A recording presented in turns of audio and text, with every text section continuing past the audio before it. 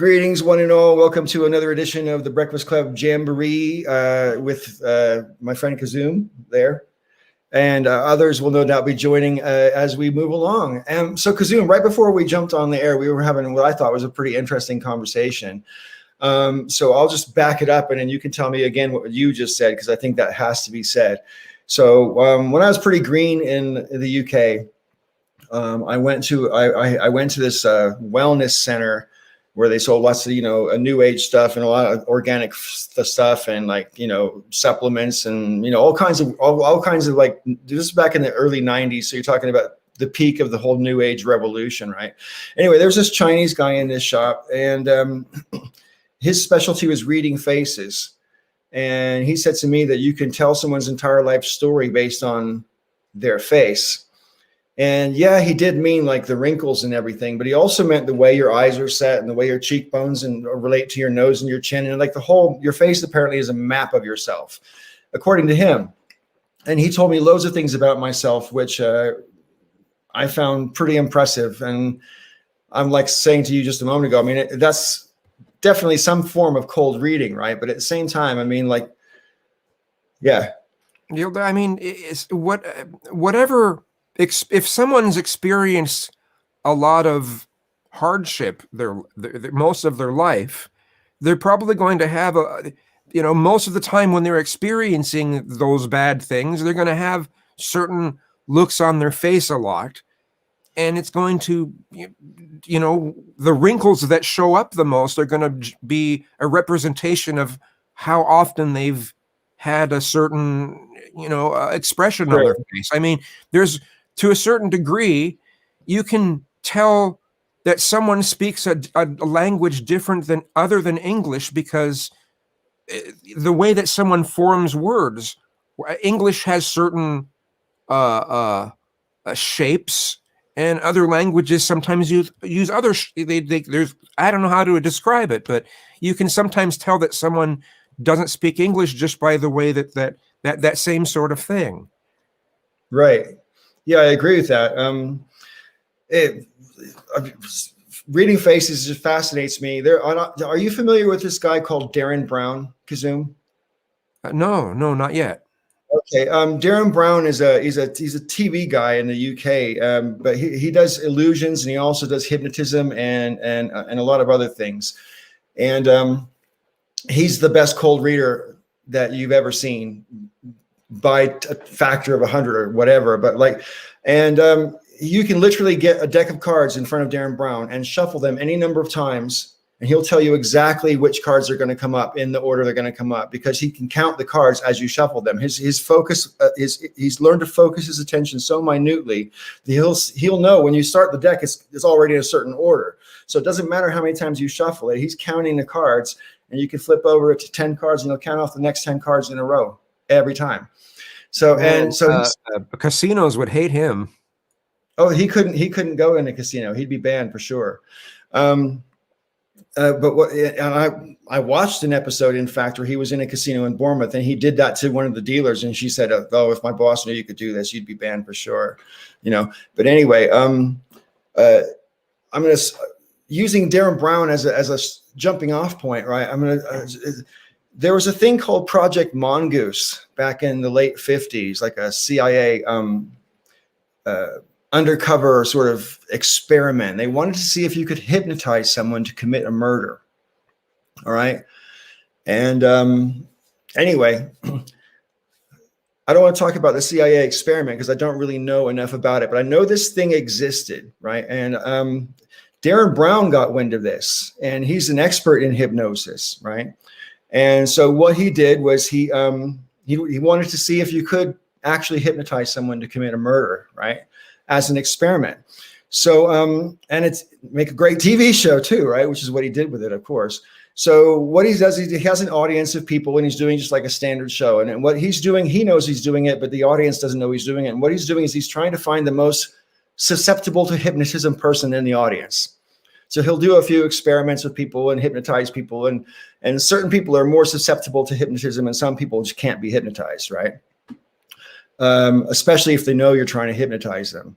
Anyway, so he found a good candidate for his experiment, and he went through like a series of stages of hypnotism with this guy. It wasn't just like he hypnotized him in one sitting and then said, you know, whatever.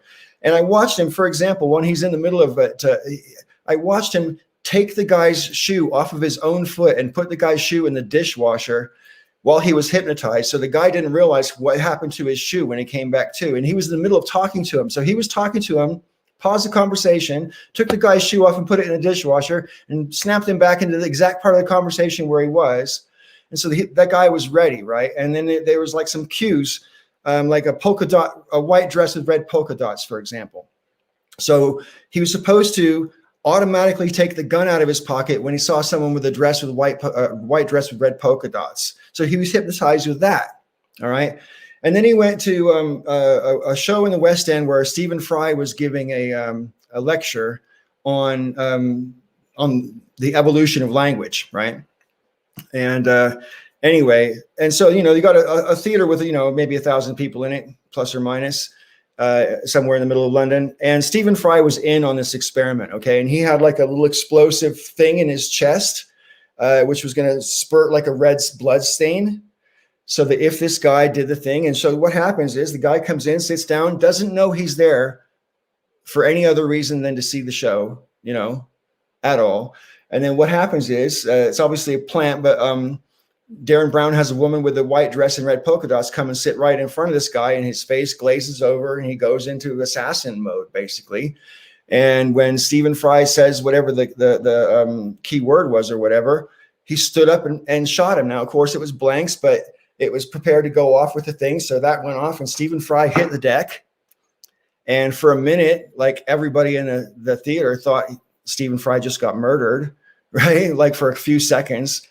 And I think no one was more blown away by the results of that experiment than Stephen Fry, because I think he was very skeptical going into it and came out going, oh my God, you could totally assassinate someone by hypnosis, you know? And that was the story behind Sirhan Sirhan, who assassinated Bobby Kennedy. He had apparently, he always said he doesn't remember shooting him, but he was literally caught with a smoking gun 6 feet or 8 feet away from the recently shot Bobby Kennedy. But there's a lot of things, you know, conspiracy theories that go into it about multiple shooters in the room and everything like that. And that Sirhan Sirhan was the fall guy, and he was hypnotized under Operation Mongoose and blah, blah, blah, blah, blah. But yeah, I mean, do you think you could be hypnotized? Have you ever been hypnotized? You know, there's,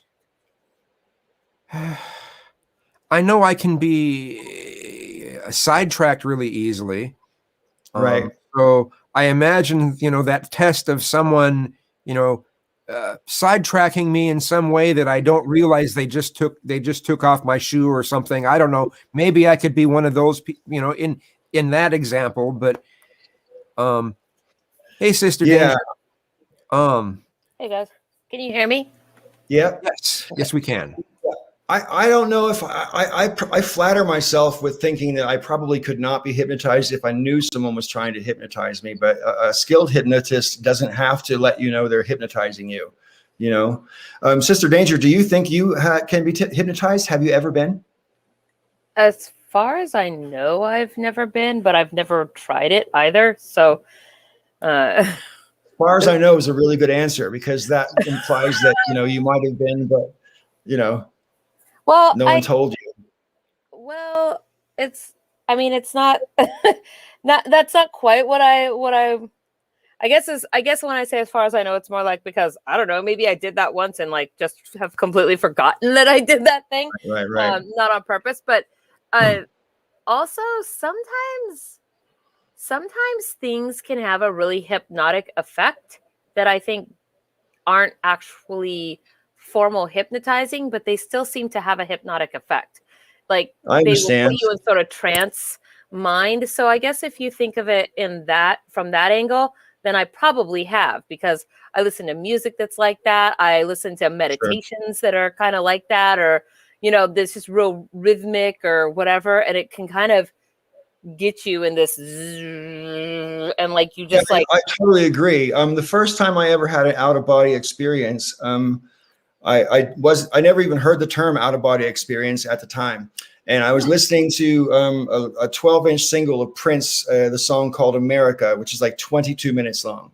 And it's got the same beat. Song. Yeah, right. It's got the same beat all the way through for 22 minutes. Just boom, boom, boom, boom, boom. And I didn't really realize I had effectively hypnotized myself. I had headphones on. I was in my living room. I was by myself. I lived on the second floor of an apartment building.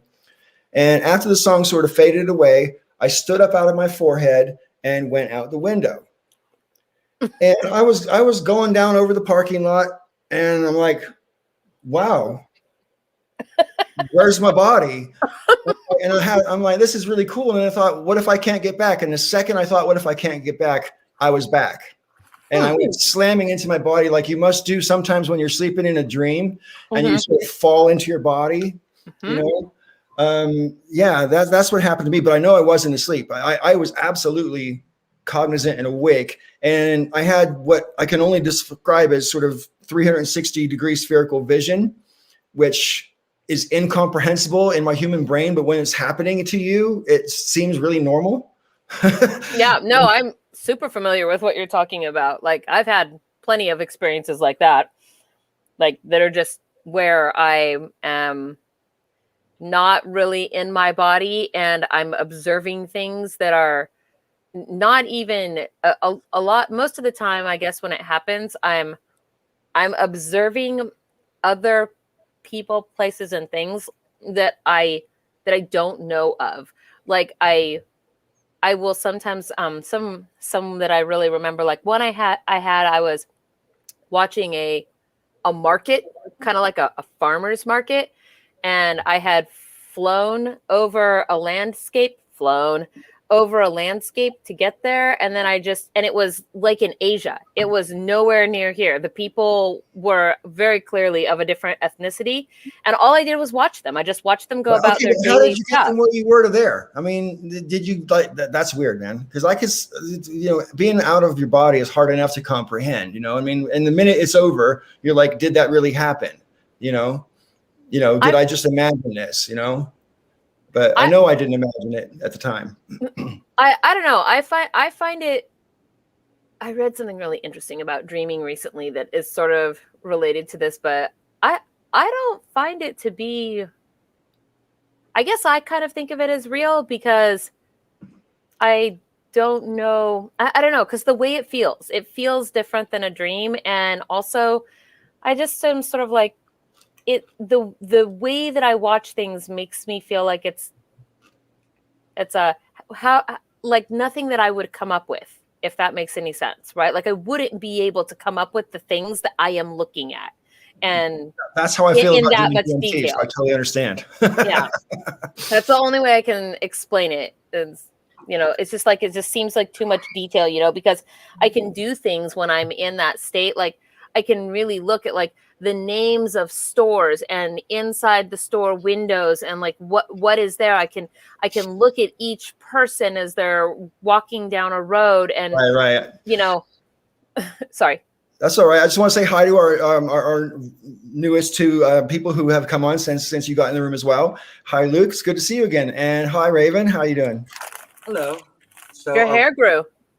It's extensions. It is extensions. A good friend helped me out, so I was able to look fabulous. Look, I'm very glad to see you here this week. Are we talking about astral out-of-body projections? I thought we were talking about hypnosis. We had wandered on from hypnotism to out-of-body experiences, which was totally my fault. Yeah, it started with hypnosis, and then it went to like out-of-body. Something that's been in the back of my mind is when you mentioned music that is the same beat for that long. I sometimes get freaked out by it because, and it sometimes makes me, actually will send me into a panic because it feels like the music is trying to force me into maybe having a different type of brainwave. The music is trying to use since it's synthetic, right? Because it's never like, if it's real instruments, it's never going to have this, but it's so precise and synthetic that it makes me feel like, I don't know, like, oh, am I going to become part of the Borg or something? There's just this weird thing that goes in my mind. And that's one of the main things that always keeps me away from a lot of the EDM, particularly like the trance kind of stuff. And I kind of wish I could get past that, but I don't know. Does anyone else think that way? I don't know. I mean, give me the Beat Boys and free my soul. I want to get lost in rock and roll. If something repeats too many times, yeah, it does sort of like I don't know if hypnotize is the right word, but it does something to my brain. So I don't know that I like that. Yeah, in the UK, sometimes I would go dancing to these drum and bass nights. That's the whole genre, drum and bass. I don't even know if you call it that in America, but they call it drum and bass over there.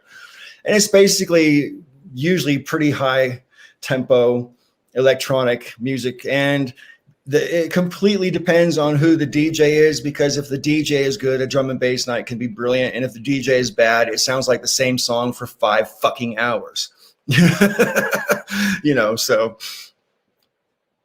yeah. I find the freaking out thing I find it fascinating, because I feel like I actually sort of relate to that, the idea of that, but not necessarily caused by the things we're talking about. Like, I don't know, like the way that you're describing that it makes you feel, I'm like, oh, I can kind of like, I feel like I've felt that way before. Maybe not through this, but I've only have one song that I can ever think that I kind of freaked out to. I was tripping balls at the time. So I was like, and I was listening to the very first Enigma album, the 5th song on that album, which is like, they're reading Revelations, and it's like, and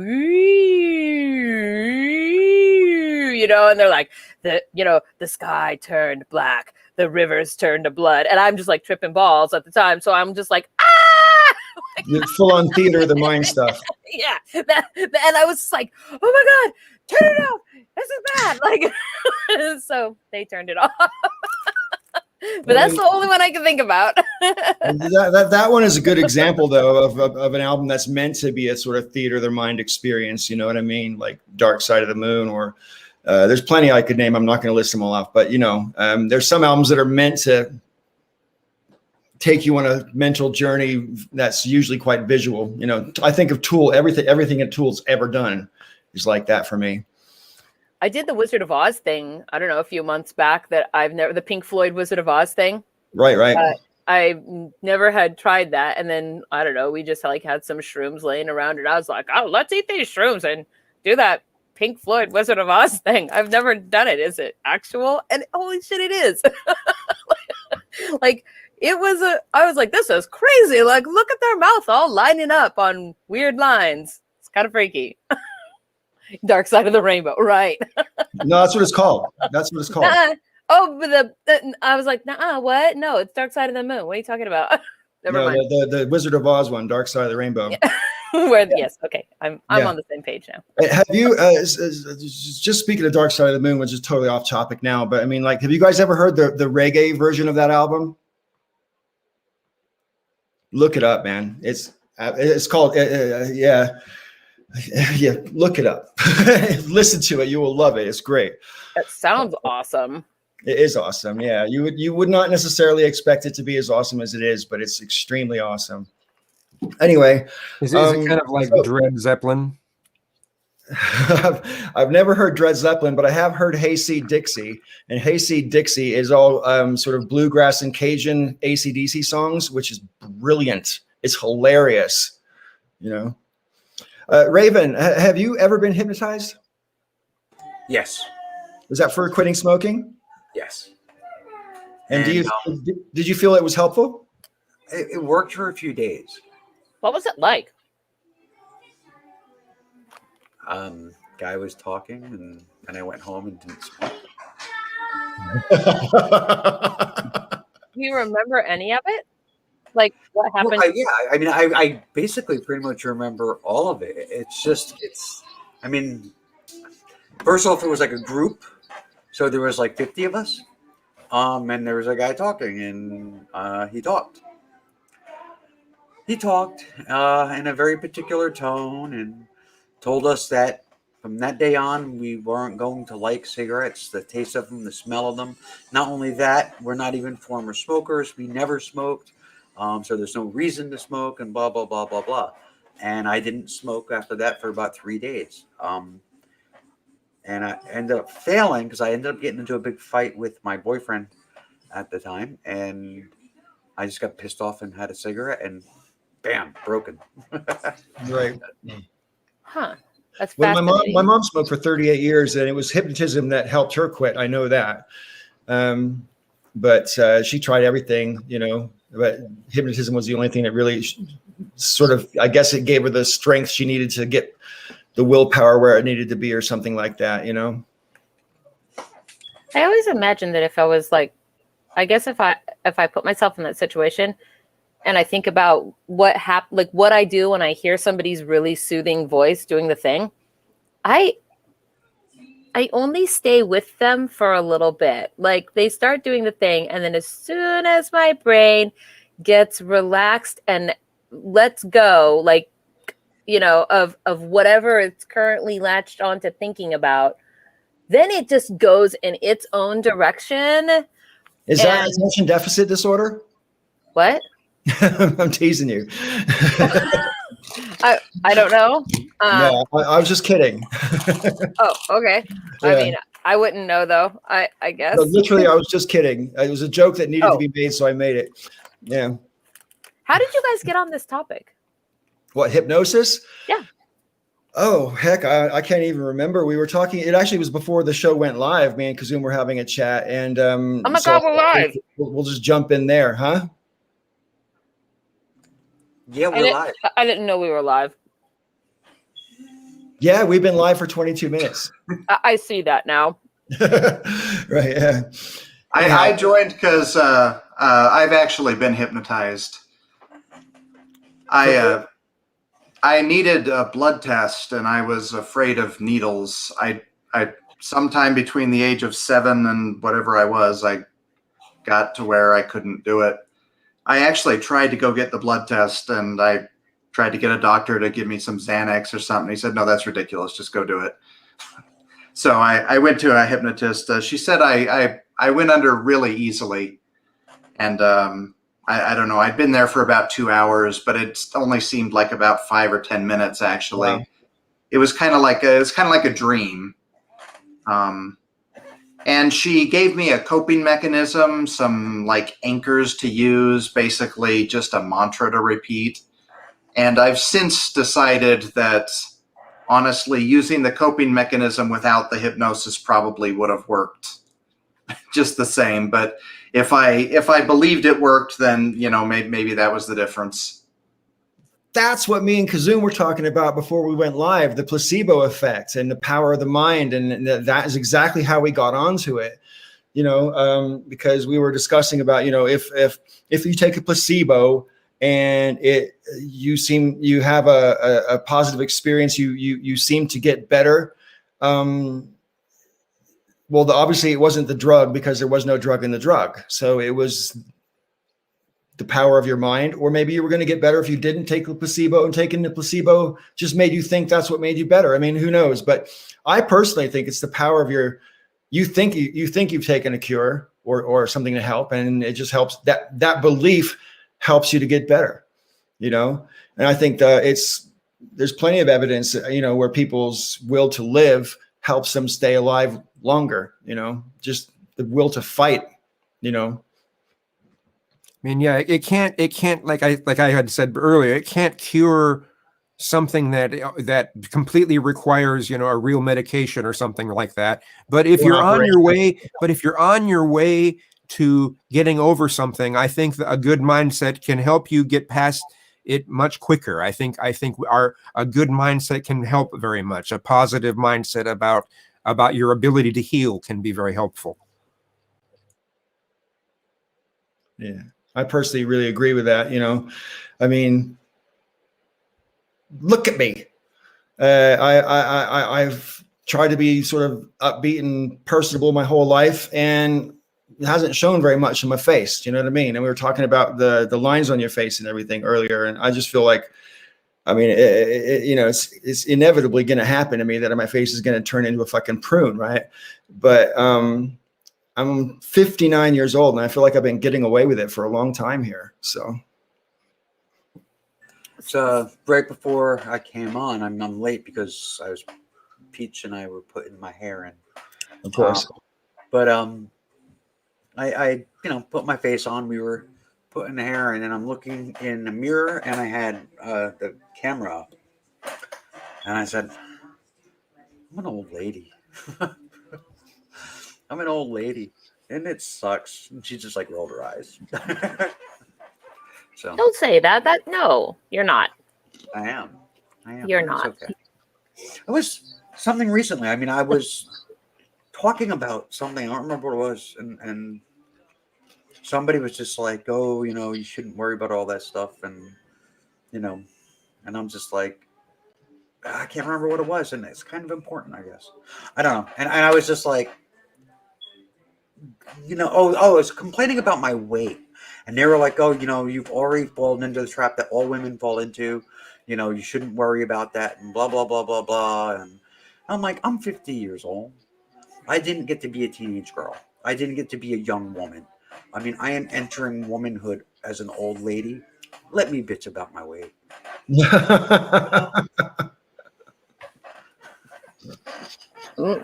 You should be able to look however you want to look, regardless of whether that's skinny or not skinny. Like, Yeah. So whatever makes you feel good about yourself, right? I don't know. That's what I think. So, I mean, I bitch about my weight all the time, but I'm eating a big bag of candy. well, I try really hard to just be grateful that I'm not like anorexically skinny anymore. I was never anorexic, but I mean, look at me, friends. There's not much there, right? And I used to be the same height. I used to be the same height as I am now, but 70 pounds lighter. No way. Oh, Yeah. I'm being asked to help bring in grocery bags. I'll be right back. I was gonna say, like, real quick though, like, isn't hypnosis all about putting your brain into a certain state of mind where you're like in delta waves or something like that, right? So in a hypnotic state. Yeah, like anything that can do that is basically putting you into the hypnotic state, whether that be a person or whatever, right? I mean, that's all they're doing. People fall into hypnotic states all the time when they're driving. Yeah. Long distances.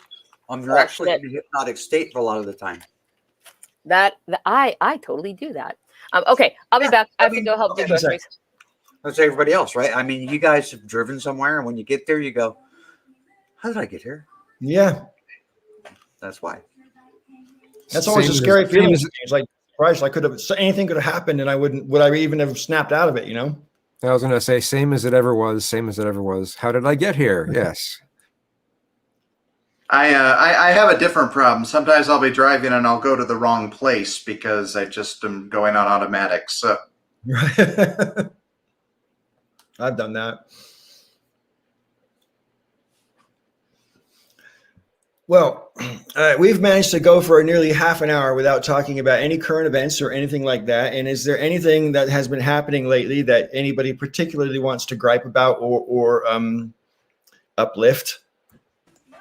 Okay, so I assumed that people would be talking about something very specific, and I wanted to say maybe we shouldn't talk about that because we talk about it every year, but we're not talking about it, so never mind. Got ya. Right. Well, yeah. No. This blanket coverage for 2 days of that on TV is enough to discourage me from really wanting to discuss anything about it. At least at the moment. I mean, if anybody else wants to discuss it, I'm happy, I guess, to conjoin. But whatever. Well, Luke, where's your head been at lately? Oh, sorry. What was that, Kazum? How about the mandates? That's a good place to jump off. Because there's, historical precedents for this sort of thing already. going all the way back, I think, to George Washington. So it's a bit hard for them to argue that it's unconstitutional, but I know they're going to try.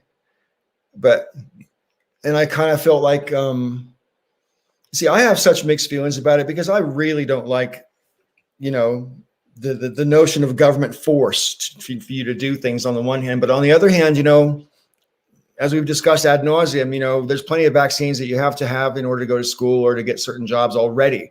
That's already the case. And adding one more to the list isn't going to be like, any harm. Hi, Joe. Okay. So here's the thing is like these mandates are weird because they're not that they're weird, but it's not like a government mandate where things are being forced. Nobody's being forced to do anything. They're being coerced. Yeah. Absolutely. It's absolutely coercion, but it isn't force. It's if you don't do this, there will be a fine. And that's the coercion. It's not like they're coming to a place of business and saying everybody gets a fucking shot. You know what I mean? And here we're going to bring them with us, line them up. But they are coercing businesses to mandate it for their employees, or they get tested every day or something. It's like an either or. Every week they have to get it's business. All businesses that have 100 employees or more, and they either have to be vaccinated or they have to get tested weekly. I want to address something that Duckzilla just said. See, the thing is that a lot of businesses are already doing this, even before any government mandate, because it's from a business perspective.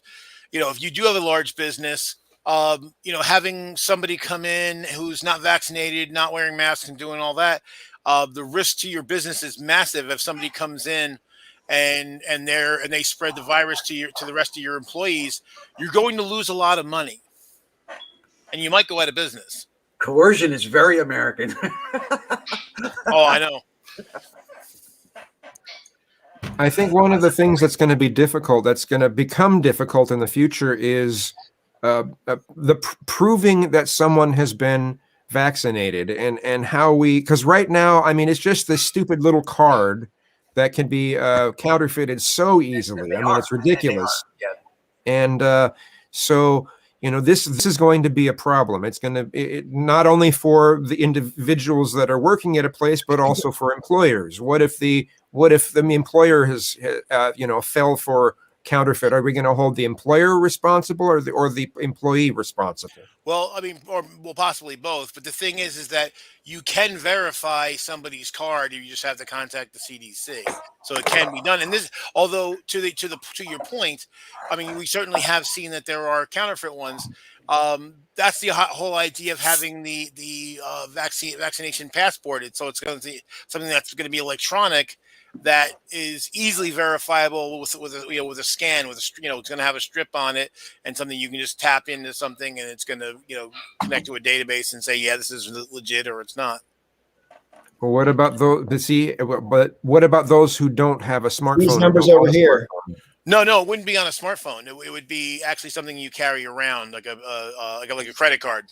Oh, okay. I do not understand protecting the vaccinated from the unvaccinated unless we decide to take over the whole planet and force vaccines. Well, the thing is, we are limiting access to the United States. For instance, Canadians still aren't allowed in yet, unless they have like a whole bunch of regimen. There's a whole bunch of stuff. It's not easy to get into the United States right now unless you have certain documentation. So.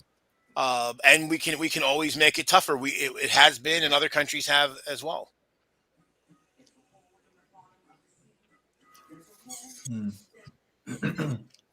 I personally think that. Oh, sorry. Go ahead, Sister Ginger. I was just gonna say, I would imagine that the approach they would take, though, wouldn't be like a constitutional approach. It would be something more like a health board approach. Like now, like how you can't.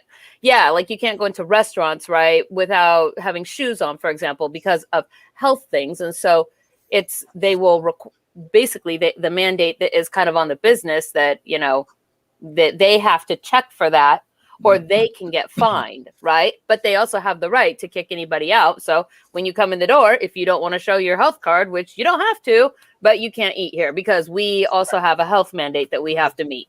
Right, and the mandate that's just been put out there is basically for employees of the business, so that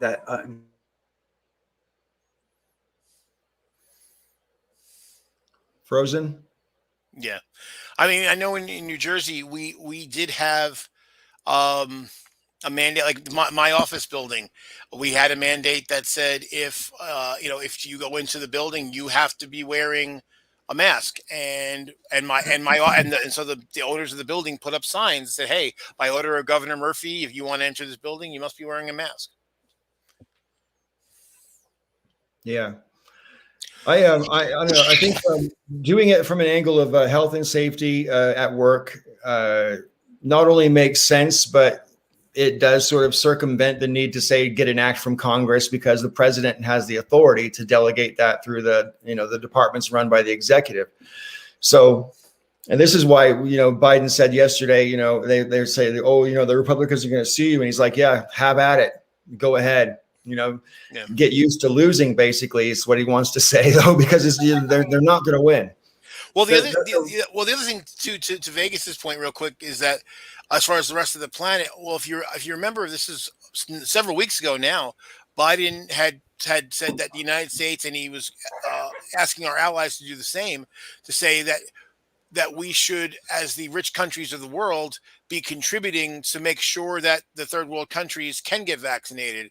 And particularly India, because the thing is that while there is reticence in various people around the world, no population is as obstinate as us when it comes to not wanting to take the vaccine. That is truth. Got to be number one for something. Yeah. I feel kind of frustrated because, and maybe I'm just paranoid, but I just feel like we are the biggest suckers for the most successful psyop that has ever been attempted. You know what I mean? Oh my God, true. True. That's how it feels. I don't know if it's true or not, but that's how, that's where my brain goes. Is like, Jesus Christ, we've fallen for this hook, line, and sinker. All this division is, we're so easy to exacerbate these divisions. And all they have to do is poke us in our sore spot.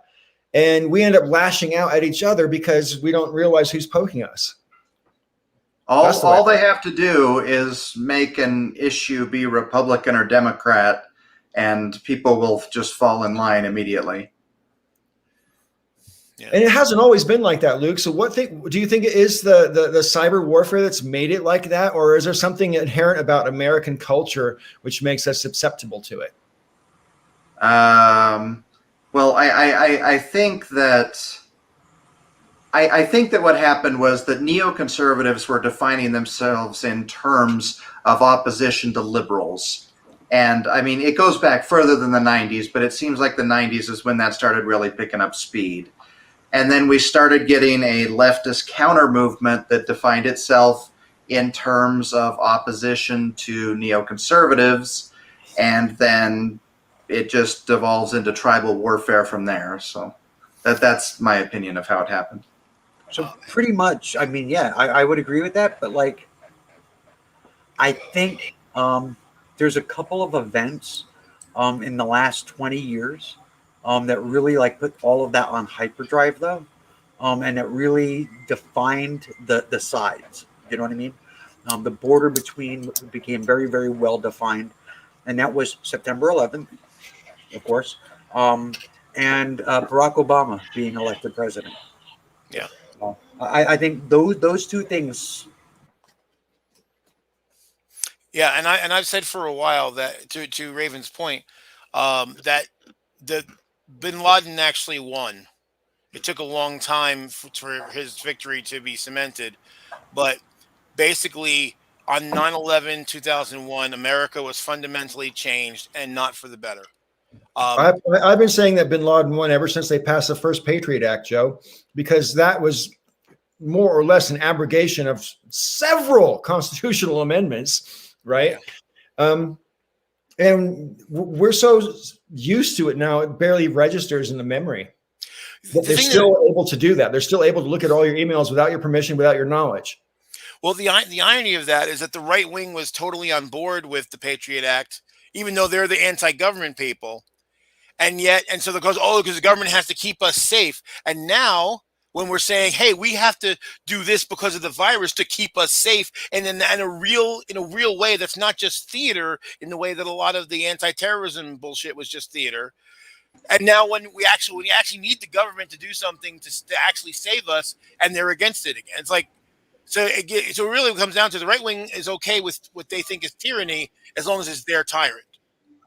Yeah, what they do is on the right, I mean, and they set up their own rank and file as the fall guy for everything.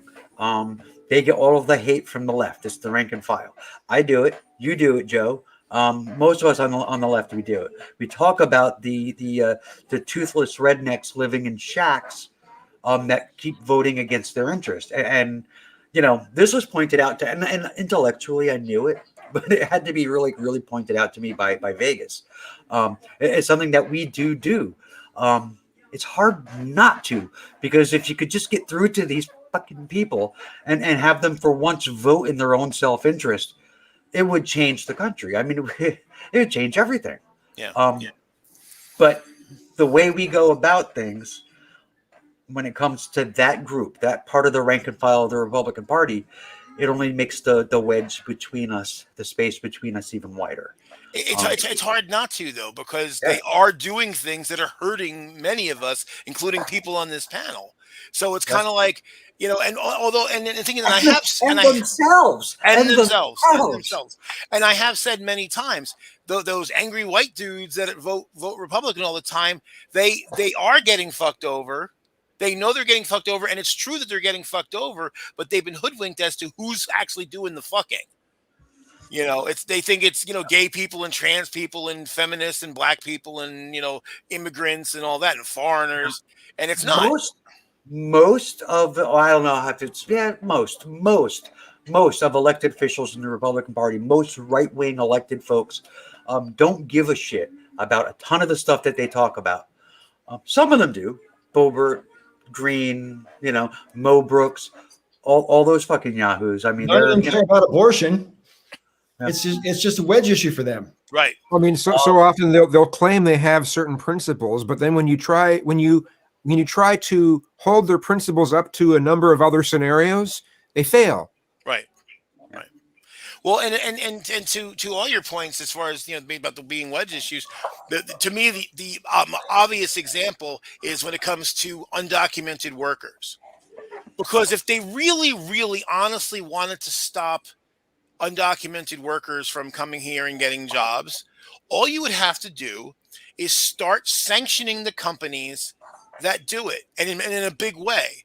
And so we know it's generally in ag. It's a big ag. It's the predominant one. So you would just go to these places. They did one a couple of years ago, actually, but of course they didn't find the people at the top. They went after the schlubs in the bottom who were basically hiring them because that's what they're told to do. But if we actually went after these companies with big ass fines and said, no, you can't hire these people, and you're fucking up the job market and doing all the things that the right wing says they're doing, the shit would dry up after a while. But they don't, because they don't. This is the irony. The right wing, because they're pro industry, their buddies in industry that do this shit need these workers, and they all know that they actually need these workers. But it's a convenient wedge to say, oh, it's Paco who came from El Salvador. He's taking all the jobs because people are just fucking lining up to pick lettuce,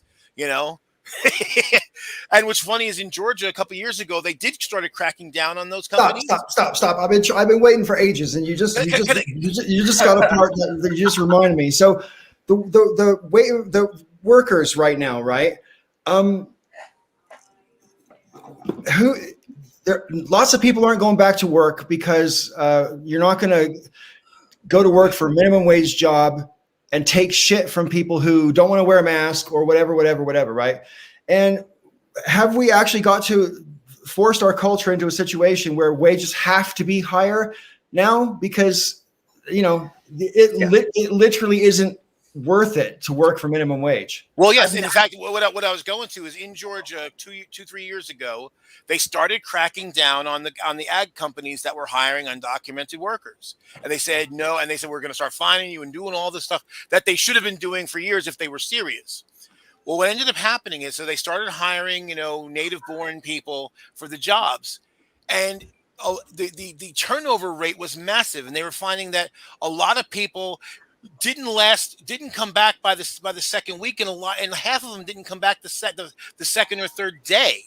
Because it's fucking backbreaking work, and no one here actually wants to do that shitty job. It's just people who've come from places where it's really, really rougher than here that are willing to do anything to get here and stay here. So it proved everything the left has been saying, that they're not taking away any jobs from anybody who actually wants them in America, and that they're the only ones willing to do the jobs, and that the companies need these people to do these jobs. And they still, of course, there's their fact, and the thing is that they know this. So what they did was they didn't like push, for those companies to start raising wages. They actually just backed off on enforcing the law. So here, labor didn't go anywhere. The willingness of the worker to put up with subpar wages for humiliating bullshit is what went away. And I mean, yeah, I think we both did at the same time. That's basically true. Because really, it was COVID that really ignited the fire. What? Me and Joe kept clicking it at the same time so it wouldn't come up. Anyway, carry on. Okay. So it was basically COVID that lit the fire under the labor kind of taking off. Put it this way. We've seen over the last almost 2 years, cashiers getting shot because they asked people to put a mask on. We've seen, girls being like pushed around because they asked somebody to put a mask on. Security guards at stores and at bars getting shot because they asked people to put their masks on. You're going to pay somebody $7.25 or $7.50, whatever the fuck it is now, to put their life on the line just asking somebody to put on a fucking mask? Yeah. It's insane.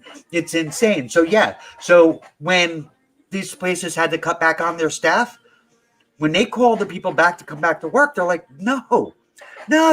Why? Are you giving me more money? No. Well, then fuck you. No. Well, what pisses me off too about the right wing, their response to it, they're like, well, we're not hurting. We're not treating the people badly enough. So, to make them go back to work. And it's like the whole thing about the so-called free market is that, each side can use their whatever bargaining power they have to get the most of what they want. So unions are not anti-free market, and workers, banding together, even if it's not officially a union, to get better wages is not anti-free market. That's the other side of the fucking coin. Vegas. You, until recently, owned multiple homes, right? You've got like brand new vehicles. You are privileged beyond most are privileged in our country. No, people working at Safeway and at Burger King and at Dunkin' fucking Donuts did not go home and sit home and reevaluate their station in life. They can't afford to fucking do that. They don't have the privilege you have. No. The only way they're going to turn down a job is if it's not making enough to make it worth possibly getting a gun in their face. Well, and again, the reason why they were the reason why they were home to be able to do that evaluation was because of COVID. Right. So that's the reason why they were there. Speaking of which, I have an unpopular opinion that I would like to voice, even though I know you guys are going to go, Paul, that's not right. But I'm ready. Okay, here's the thing.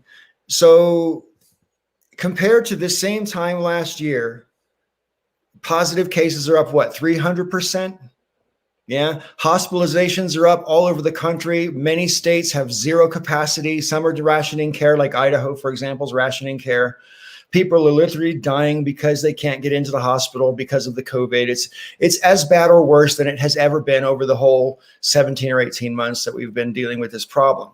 Okay.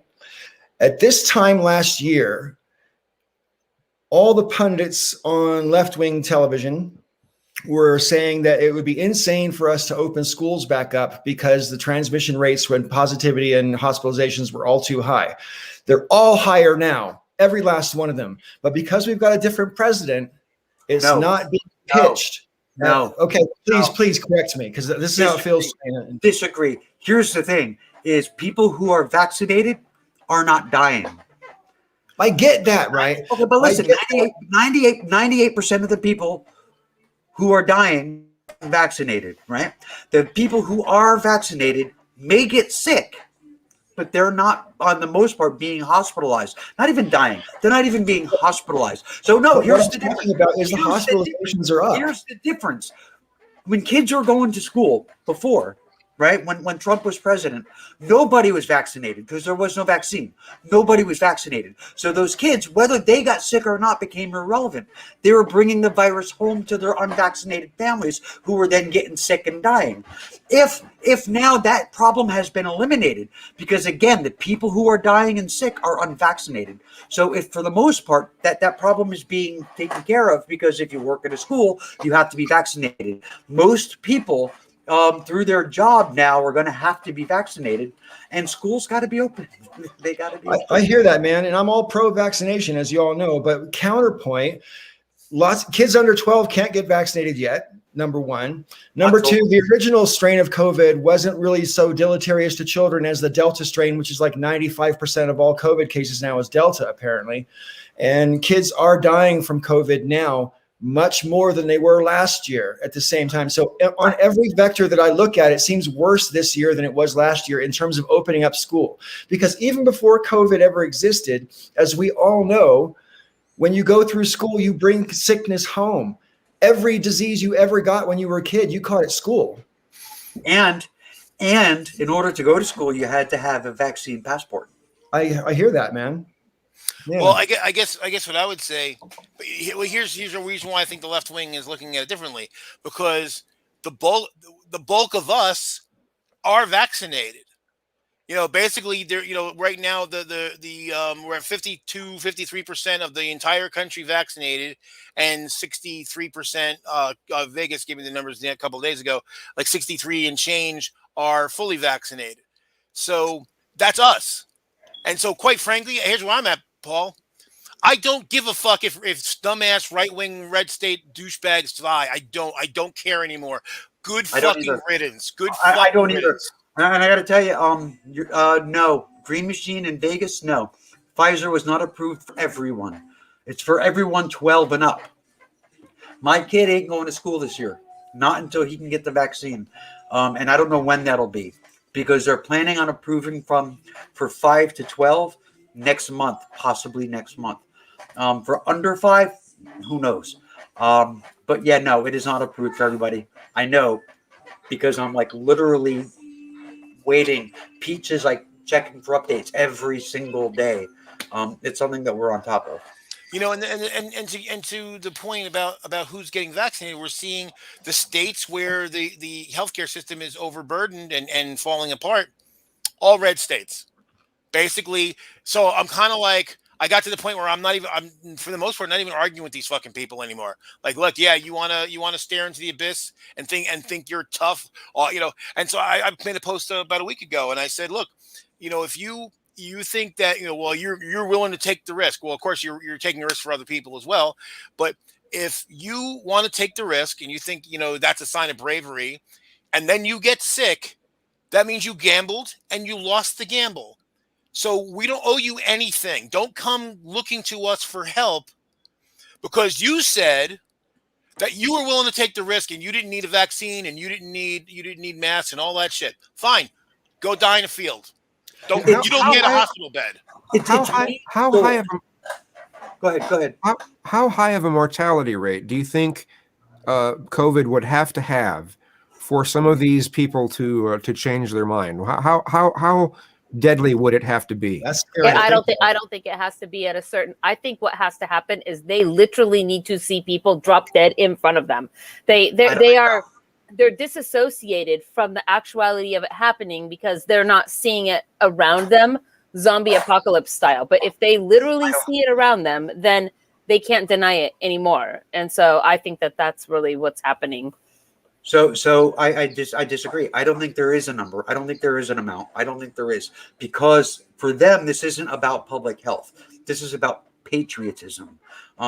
It's I mean, they're actively following people on social media, and in their own private groups that are saying things like, if you wear a mask, you're not a patriot. If you get a vaccine, you're not a patriot. Real Americans don't do that, because this is a hoax from an illegitimate president. I swear to fucking God, these are the things that they're saying. Another thing that they say is that I'm sorry, I'll be just real quick. Another thing that they're saying is that the vaccine is a bioweapon, and it's some big plan to depopulate the planet. Yeah, that's another one that goes around a lot. So let me go.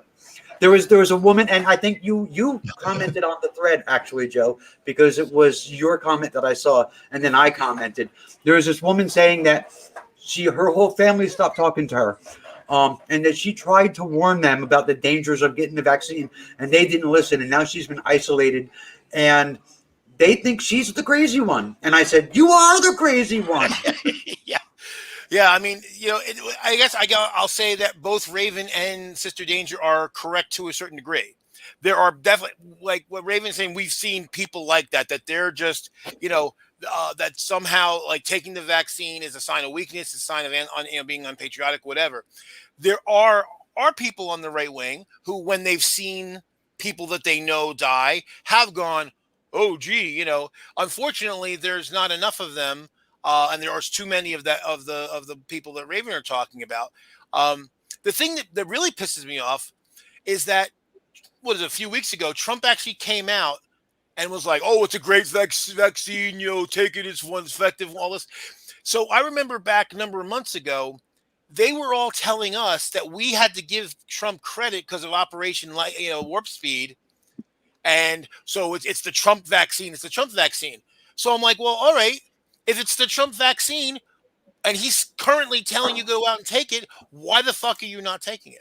Well, I mean, did you hear the boos that he got when he tried to saying, "Hey, take the vaccine," and he got a bunch of boos. Yep. So, in fact, some people in the whole alternative, whatever you want, like the QAnon kind of people and such, they're starting to turn on Trump just because he's promoting the vaccine. Yeah, I posted a thing about that, and I said, well, the snake is finally eating its own tail. That they created this monster, this like fact resistant group of people that they could wind up with whatever they wanted to wind up, and they wound them up now, and it's like, well, now they can't control the beast. Once Emil turns into the abomination, you can't control him anymore. So, I mean, it's basically like, I mean, I've said this kind of thing before, but I mean, it's really what it is they've been brainwashed to think certain things for so long that now it doesn't matter what you say to them. Because, like, if I believed some of the things that they believe, I would act in a similar way. It's like we talked about January 6th, right? If you really believe that your country is being stolen, because the people that you trust the most, like Sean Hannity and fucker Carlson, told you it is. I mean, if you really believe that, it would be the right thing to do, to take up arms. I mean, I would. Just because they were wrong. I mean, it's like, well, then whose fault is it? Well, this is the reason why, to me, I actually think of some people like Hannity and Carlson are actually worse than Trump. Because Trump's a moron. I mean, he's got a cunning and he understands people. He's good at conning people, but intellectually he's a moron. Yes. He doesn't have an ideological center. These fucking guys do. Tucker Carlson's a smart guy. He knows that he's telling them bullshit, but at this point, and obviously it brings up his ratings. He makes more money on this. So it literally means he's willing to destroy his own country, and he's already fucking rich. He's already an heir to the Swanson fucking empire. So it's not like it's not like he needs more money, but he's still willing to crush America to make even more money. That's depraved. He's fucking depraved. He's probably he's more evil than anything Trump ever did. He's more evil than Cheney. I think Tucker Carlson may be the most evil person in North America. What they all have in common, whether it's Carlson or Hannity or what's her name, Judge on Fox. Oh, Jeanine Pirro, yeah, and Laura Ingraham, or Laura Ingraham. I mean, these people are literally paid to say whatever they're told to fucking say, and the reason they're paid as much as they are is because they know they're going to go ahead. They will look right at the camera and say it with vehement conviction, right? That's their job. That's what they're paid to do. They don't have to mean it or care about whether it's true. They get paid to say it. They don't even have to think about it if they really want to. I know you're not paid wrong. to say this shit as well. See, I know you're not wrong, but I have a hard time accepting that people would do that. Do you know what I mean? Like if you take the poorest person that you can find out of the street and tell them, look into this camera and convincingly tell people that their neighbors are socialists who want to kill them and destroy their country, and we'll give you $1 million, they might do it, right? But like Joe said, Tucker Carlson's a wealthy, wealthy, wealthy man. He never had to work to begin with. What is the value? Like, what is he getting out of looking into the camera and intentionally lying in order to hurt the country? Like, what does he gain? Well, he gets a bunch of sycophantic followers is what he gets. It's power. It's not. I was about to say something similar to that, because basically if you're a narcissist and people like us are talking about him right now, we don't even like him. At least I don't. Sister Danger, have you got a crush on Tucker Carlson that you've been hiding from us? Aside from his hair, Tucker Carlson's kind of good looking, but like his hair needs some help, but whatever. Okay, so he's a complete douche. He is eloquent, though. He is. And I don't think it's hard to get a beat on what he believes, because there's a lot of video and audio recordings of Tucker Carlson saying things not knowing he was being recorded, or saying things before he had a job on Fox News, the racist bullshit that he spews. Wow, really? Yeah. Even worse. God. Yeah, so basically, I guess he thinks that if he can inculcate a or a further white supremacist, United States, that somehow he can control the beast later. I don't know, but it's kind of spooky. What's really funny is, remember what's her name, Ann Coulter. Man, I fucking hated her. Oh yeah, and the thing is, even Ann Coulter has bounced. As fucked up as she was, and as horrible as she's been, and the stuff she said, this shit's been too much for her. I guess that one of the things that I always imagine that people in those positions do, for everything is basically everything they do is also to keep the power and the money within themselves, like within the circle of people that already have the power and the money. So, when it's just like, the nepotism and job hiring and marrying, other rich people, right? Like everything they do still always comes back to us versus us and them, So I always, when you say like, what is there to be gained? Well, somebody has to do those things, and I guess that it's better that we give these jobs that we need to have done to our own people than bring people in from the outside and kind of elevate them, if that makes sense, right? Because that people that are already the rich and the powerful are going to want to remain the rich and the powerful. Like, do you think that Tim Pool, do you think it's all about money, or do you think there's something else that he's getting out of this as well, out of the kind of stuff that he promotes as well? Because I think Tim Pool I think Tim Pool pushes some things that are ideas that are just as dangerous as Tucker. I want to address something that Vegas just said. Vegas said Tucker seems to be a weird breed of social conservative and fiscal liberal. See, here's the weird thing about Tucker. Tucker, on occasion will use populist language and we'll talk about the elites and what they're doing and blah blah blah, because it's actually true. But the thing is, he's one of them, and he benefits by it not changing.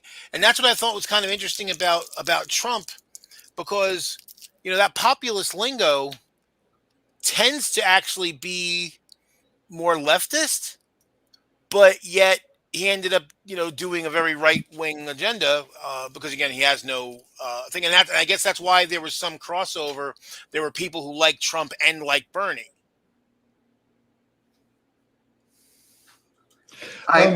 While there's a just pause, wanted to- real quick, I just wanted to say real quick as a pause. Earlier, Raven, you mentioned about how these people are all brainwashed. And I wanted to sort of do the circle around just really quickly about that, because isn't brainwashing a sustained form of hypnotism? Like we were talking about earlier. You went full circle. No. I mean, I guess it's similar, but it's not the exact same thing. I heard a study where if you hear something repeated a certain number of times, the idea starts to feel more comfortable, even if it was never presented as factual from the very beginning. Yeah. And I believe that right-wing media exploits certain thinking patterns to... I can see Russia from my house. Well, and this is the reason why I've had people over the years ask me, like, well, why do I argue some of this shit? Because you're not going to change the mind of the other person. I'm like, well, no, you're right. I'm not. The people who say it and who actually believe it, I'm not going to change their mind. I'm worried about the person on the fence who, as Luke said, they're going to be susceptible to hearing this shit over and over. And if they get to keep saying it and unchallenged, other people will believe it. So you have to challenge it whenever you can, whenever you have the energy to do so. Anyway, And I could be completely wrong, but these days I'm not really sure that there are anybody on the fence. There's a lot of people who don't pay attention. There's a lot of people who don't talk about politics, and those Yeah. are usually the ones on the fence. Right. Also, I think Tim Pool is just wrapped up in, well, yes, money, but mostly his own sensationalism. I don't know. He's I don't know. He's kind of a douche in real life. He's a brand. That's what he gives you. Yeah, he's. I don't know. I guess he just strikes me as somebody who didn't have anything before and then got internet famous, and so just doesn't know what to do with that. Right? It's just. But for a bunch of people who are on the internet and none of whom are famous, in order to become a citizen journalist who's famous on the internet, that actually takes some skill and some talent.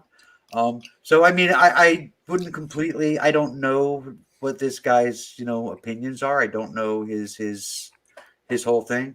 I do know, though, that he is a famous, civilian, citizen journalist, and deserves a pat on the back, I guess, for doing that. Yep. Well, the thing is, you talk about the lure of money and power, and how people who previously espoused left-wing rhetoric and then they go over to the other side, like Candace Owen and all that. The one that kind of gets me the most is Dennis Kucinich, because a few years back, Dennis Kucinich started working at Fox News, and I was flipping channels and I saw him and I thought, oh wow, because Dennis was really out, relative to to American politics, where he was really far to the left. He was Bernie before Bernie. At least on the national stage. And in fact, the first time I ever heard the word transgender came from Dennis Kucinich when he was running back in back in the late 90s for president, and or I guess early 2000s, 2004. And but then I started watching because I wanted to see what he would say, because I'm thinking, oh, he's going to really give it to these guys. I was surprised. Oh, they got somebody that liberal on Fox News. And I was appalled at the shit he said. I mean, he was just as smirky and arrogant as the rest of it, and was kind of like, saying what, not exactly right wing, but definitely kind of throwing shade at the left. And I'm like, who the fuck are you? What'd you do with Dennis Kucinich?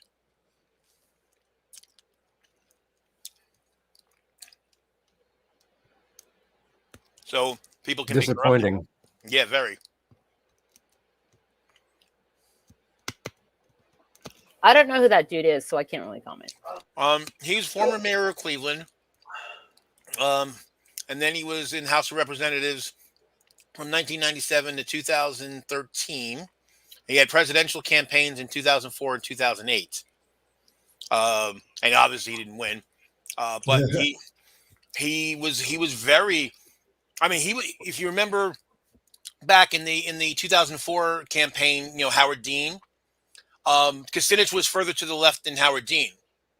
And so at the time, he was kind of seen as kind of a joke. He's a little troll of a man, and no one really took him very seriously. But so to hear that, you know, start spewing, you know, like kind of on the eaves of right wing stuff, and I was kind of appalled. Yeah, when you go back and look at the scream of Howard Dean, which ended up getting played 1 billion times in the space of a day, over and over and over and over and over, and they basically disqualified him from presidential candidacy by saying that was unpresidential behavior or whatever. And then you fast forward 12 years to 2016. And see everything that, you know, what it's his name got away with, and it just really, really aggravates me. And I put a lot of the blame for that on the media. Yeah, here's from Wikipedia about Kucinich on Donald Trump. Kucinich has praised and defended Donald Trump in Fox News appearances. He praised Trump's inaugural speech, calling it great and a message of unity. Others characterized the speech as dark and white nationalist. According to the Washington Post, Kucinich was a rare left-wing voice attacking the deep state. So he was on board with the whole bullshit deep state stuff, trying to undermine the president. On Sean Hannity's show, Kucinich said he believed that the deep state intelligence, that the intelligence community had treated him unfairly. Kucinich defended Trump's claims that he was being wiretapped, saying that he himself had been wiretapped, of course, with no evidence. He says this. Criticized some House Democrats for attempting to start impeachment proceedings against Trump. The Democratic Party has been has to be identified with something more than impeachment. You just reminded me of something I wanted to say like half an hour ago. You said about the Trump's being suspicious about being wiretapped. Do you think that there would be a dereliction of duty on the intelligence services if they weren't wiretapping Trump, considering January 6th? I mean, to me, that's just, you know, a thing. But the other thing I want to say like half hour ago was, you know, we're talking about the Congress people who are getting subpoenaed for their phone records and whatever, you know, and they're all bitching about it and want to sue and blah, blah, blah. Well, I mean, like, if all this NSA stuff is really going on, and then the government already has that information, don't they? And they don't actually need permission from the telecom companies to access it according to the Patriot Act. Or am I completely misinformed? It depends on the nature of it. If the communication, well, I mean, the insurrection, that's the nature of it. Let's not say it depends, because we know but Paul, it does. I'm trying to explain to you where it matters. If the communication is originates or terminates outside of the United States, then they don't need the permission. If it's solely domestic, they do. They leave, or either that or they need a warrant. That's what they say, you know, about warrants and whatever. I don't know, man. I mean, like, and there's a, when it comes to national security issues, they tend to give a warrant for almost every request, you know, because they frame it as a national security issue. Well, you're talking about the FISA court, but again, the FISA court only applies in about for what's foreign communication. That's what the F stands for. Right.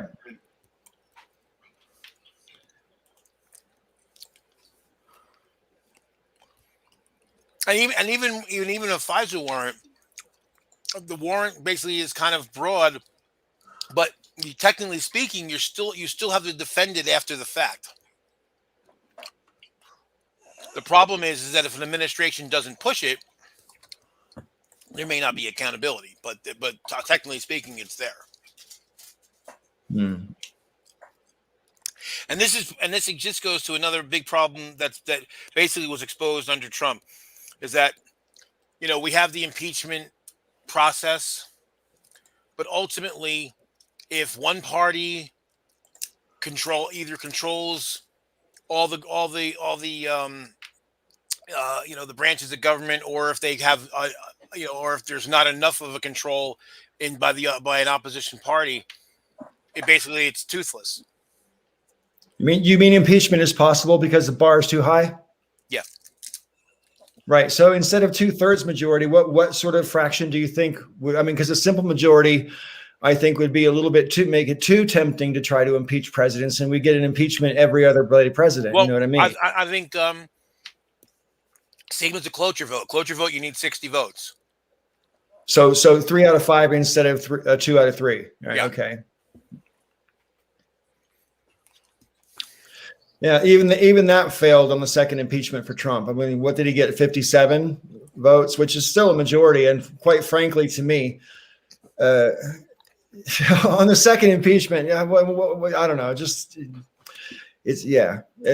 They're so obviously partisan. When the first time Trump got impeached, and then I think it was on the Washington Post, there was a headline that said Trump acquitted, and I thought that was such a dereliction of duty on terms of whoever the editor was that came up with that headline, because they should have put the headline that says Senate fails to convict.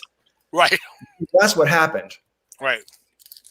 Yeah. The press, in general, has a duty that's pretty much spelled out in the Constitution. It's the only industry, it's the only business that is like by name mentioned in the Constitution, and it has a role in our society that it hasn't been filling for years. I would say, since Reagan. And it just gets progressively worse, and we just allow it. And now we have, what we have, which is, an uninformed or misinformed populace.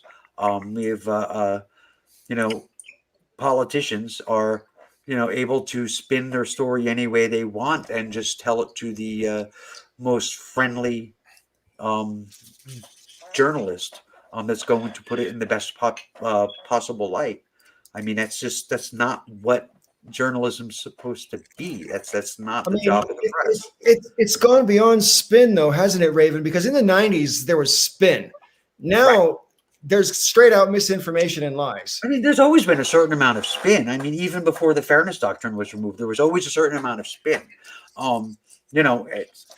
People are going to want to spin stories to either reduce harm to them or to their side or whatever. But now it's like Vegas, right? Yeah, it's a straight out disinformation society. Fox News is you're going to talk about CNN doing a lot of shit that's shady, and they make a lot of mistakes, and there's a lot of really, really shoddy reporting on CNN. MSNBC, they sensationalize everything, and everything is, it's left wing and it's all sensationalized. Fine, I like MSNBC, but I'm aware of the bias going in, like whatever, But like Fox, they just make shit up whole cloth, it's you can say CNN is dishonest, they are. You can say MSNBC is dishonest, they are. But they don't just invent shit. Fox News just invents out of nothing, out of nowhere. Just one of the best examples of that recently is the whole ivermectin thing. And I had a great idea, friends. Listen to my genius idea on how to save America. All right.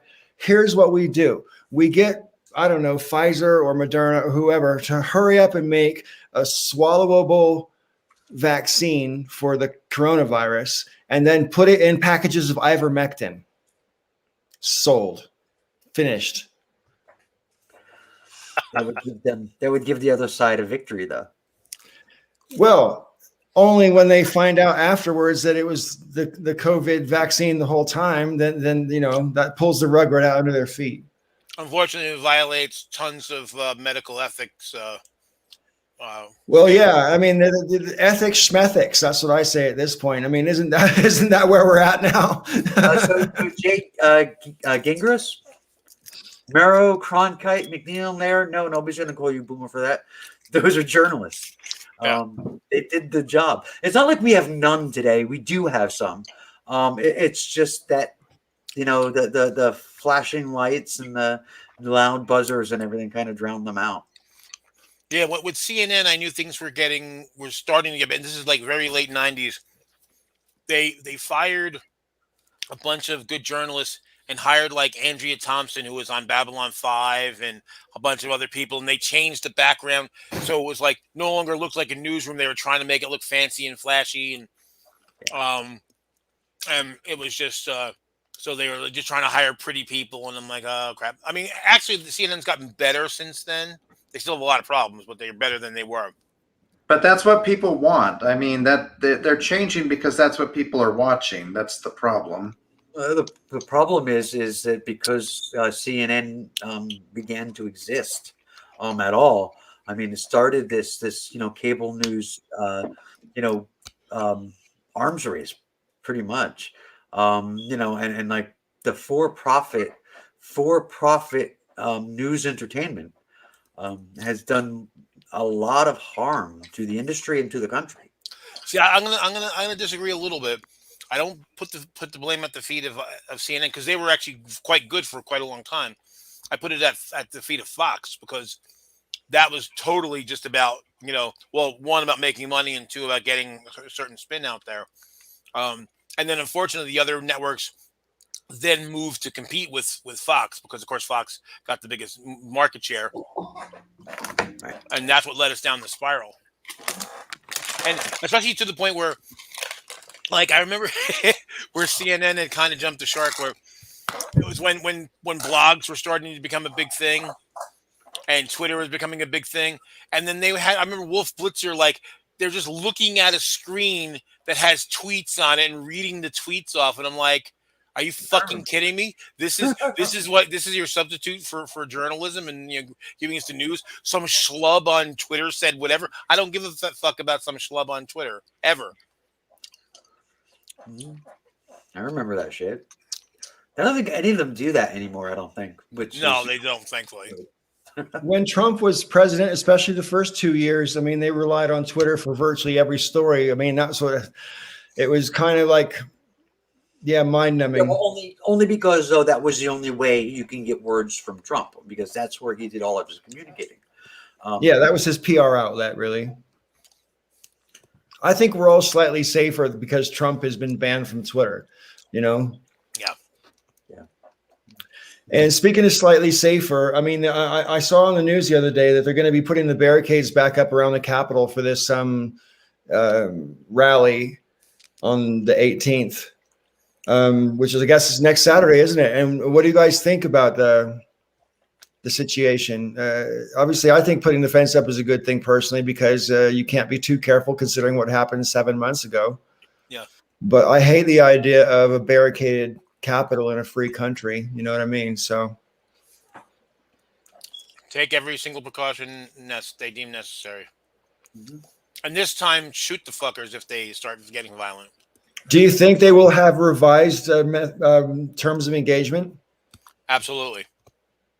And how do you think that would manifest itself? Will there be a literal red line if anyone crosses this red line, whatever they look at in the briefing before they go out, it'll be on a chalkboard or whatever. Anyone who crosses this line gets shot. Or will it be more about, danger to police officers and then you shoot them? I mean, at what point is it okay to take someone out? There's going to be a red line point somewhere. Right. It may be at the gates at the door of the buildings, but there's going to be one. Also, unlike last time, they're not going to sandbag the National Guard. The National Guard will be on standby, ready to go. There'll be guys at Quantico ready to go, and there will, so if people will be on the move, and there'll be helicopters and there'll be all sorts of shit ready to move. So I wanted real quick just kind of answer Vegas there. Cable news literally has negative value. Watching it makes you a partisan dumb fuck. Oh, well, cable news, okay, whatever. But your local news really isn't better. I mean, most local news stations across the country are owned by a single company, a right-wing donor, a far-right organization. So, I mean, even your local news is being pumped into your living room for free because it's, not cable, being pumped into your living room with Republican spin and right-wing messages. So, Well, to that point, even going back to the 90s, I remember when I lived in Buffalo for one long terrible year, and when I remember, like, when the news would come on, down in New Jersey, they would lead off. There would be, it would be like major local story, major like New York area story if there was one. If there wasn't, then it would be international. Then it would go to international news. Then it would be local, more local, like less pressing stuff, the weather, blah blah blah, and sports. In Buffalo, they would lead the news with the Sabres and the fucking Bills scores. Then they would go to local, and I mean local, I mean Southern Tier news. And then if there was time at the end of the broadcast, they would cover national and international news. And that was like 1995. And so it's just gotten worse. One of the most striking things about when I went to the UK, we watched the news over there, and it really reminded me of what the news used to be like here, but it isn't like that anymore. I mean, there's different stories in the 1 o'clock news to the 6 o'clock news, and different stories from the 6 o'clock news to the 10 o'clock news. And I mean, some of the big stories, of course, do carry on, but there's all the other stories aren't carrying on. It's a whole new set, and it's always about stuff that's actually happening right there. I don't know. It was so much different. It was striking to me, and kind of really made me realize what I've been missing after I came over here, because corporate media news is basically toxic. You can use it to get some good information, but it's not a good place to try to form your opinions. That's as far as I'm concerned. The Anyway. interesting is, like, no matter what's happening, and for 4 years, you had like on MSNBC, you had Lawrence O'Donnell. Every single night, his show was the same. Every single night, it was identical. Like, you could take any day of the year and just kind of switch it around any other day and swap them. It wouldn't matter. It was Trump is bad. Trump did something today. No matter what it was bad. Everything he does is bad. Everyone he knows is bad. Everything he touches dies. Trump is bad. And it was just like, well, that is fairly accurate. Yeah, right. I mean, it's like accurate or not. It's like, you really need to do something, because this isn't a show anymore. Right. This is just a 1 hour Trump hate fest. And as much as I hated Trump, I expect more from my news shows than that.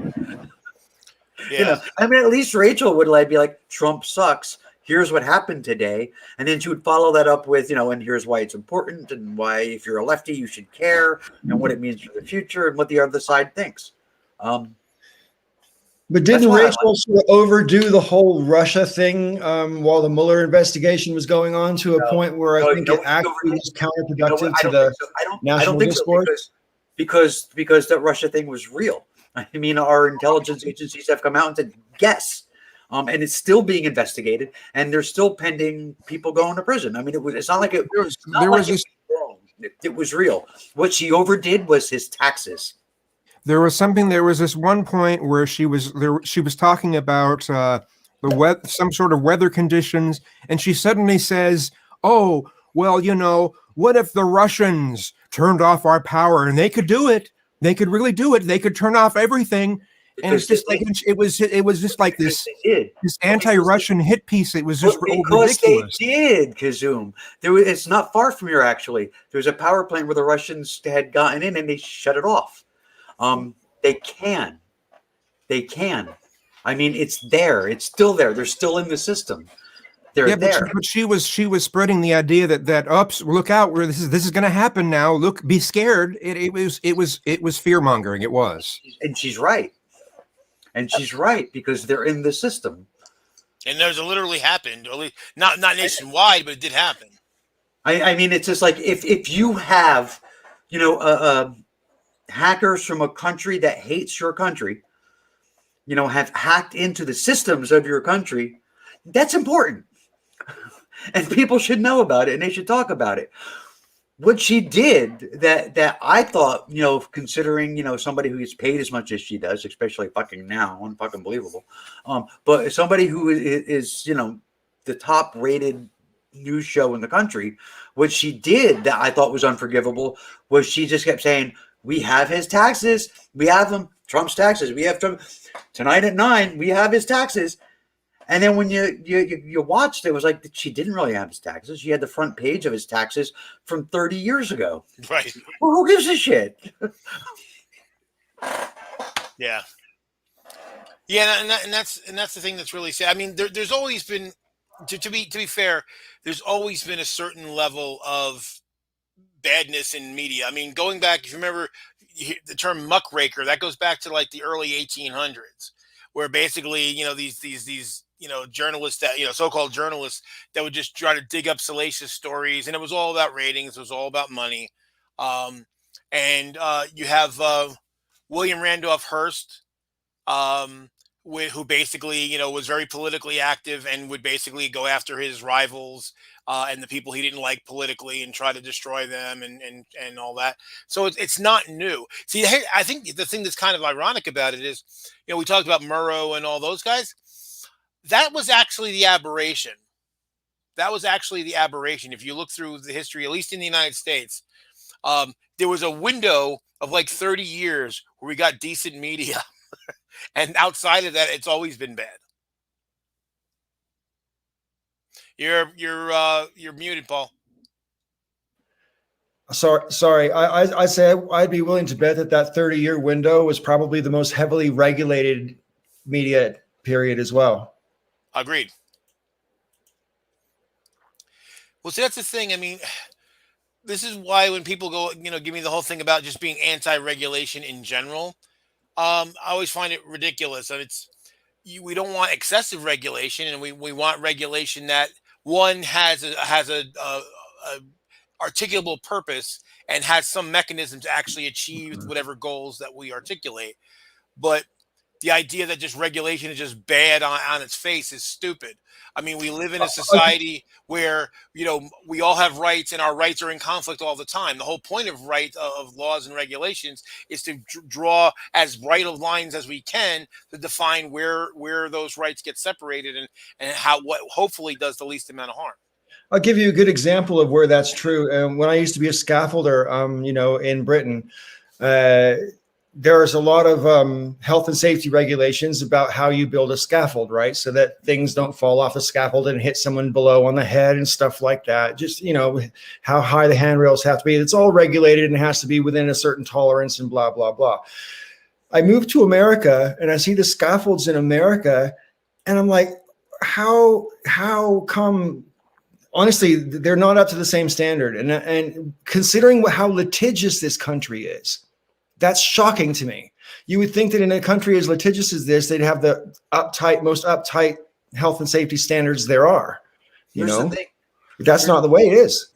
I don't know if there's regulations on that, but even if there are, OSHA can't get to it. I mean, the organization, the agency that we have that checks all that shit out is so underfunded, so undermanned that it would take them years and years and years to get to the cases that they haven't been able to get to. Right. Wow, that's interesting, because in Britain, every single building site, literally every single building site, gets multiple visits from the health and safety inspector people. You can't have a building site without that happening. And that's just building sites. That says nothing about factories and other places where intensive, dangerous work might take place. Well, the other thing too, Paul, you got to remember is here in the States that there's companies hire actuaries to actually calculate what's the cost of doing it the right way versus what's the cost of litigation. And if the cost of litigation is less, then they say fuck it and they'll roll the bones. And because there's a good chance unless there is an accident, they're likely not going to get caught. So it's the same reason why companies don't give good good customer service or technical support anymore, because they realize that they lose the amount of lost business from having shitty service is less than the cost of actually having good service. So they just said fuck it. Well, going back to my scaffolding example, when I look at the scaffoldings that I've seen here and in California, and I compare them to what I was working on in the UK, and I think, okay, if we only had to build it to that standard, we could have done it in almost half the time, just about half the time, which basically means that because the standards are lower here, they're saving money. Right. Or put another way, because the standards are so high in the UK, it's much more expensive to build over there than it is here, you know. But those standards are meant to save lives. But my mixed feelings come from the fact that, you know, the every time you go to a building site, you'll have to watch a training video which tells you about the standards and you know what they expect out of you in terms of health and safety and, you know, fire emergency shit and blah blah blah, storage of hazardous shit, blah blah blah. And you watch the video and you got to sign a dozen forms to say that you understand all the health and safety aspects of being on the site. And so fine. And it's the same for the company that you're working for as a scaffolder. So you got this thing twice where they're shoving this health and safety stuff down your throat because they're telling you that it's so important. But the minute you have to circumvent a rule in order to expedite what you need to do, they're telling you to jump over it and get on it and do it and whatever, you know, even if you're risking your life to do it. Just don't die. You know, they basically, as long as you think you can do it, go ahead and do it. Well, you know, but I'm breaking like 5 regs doing this. They don't care if that's what it takes to get it done. So it's all hypocrisy, man. It's just it's window dressing for litigation. Well, that's the thing. I mean, that's the thing, Paul. If you got hired, just say you got hired here in the States to do scaffolding, and you did it the way you know how to do it, which is really the right way, the safer way, you'd probably get fired. Because they'd say, "Oh, you're costing too much. You're doing all this quote unquote unnecessary bullshit and blah blah blah," and you wouldn't last. They throw you out on your ass. Yeah.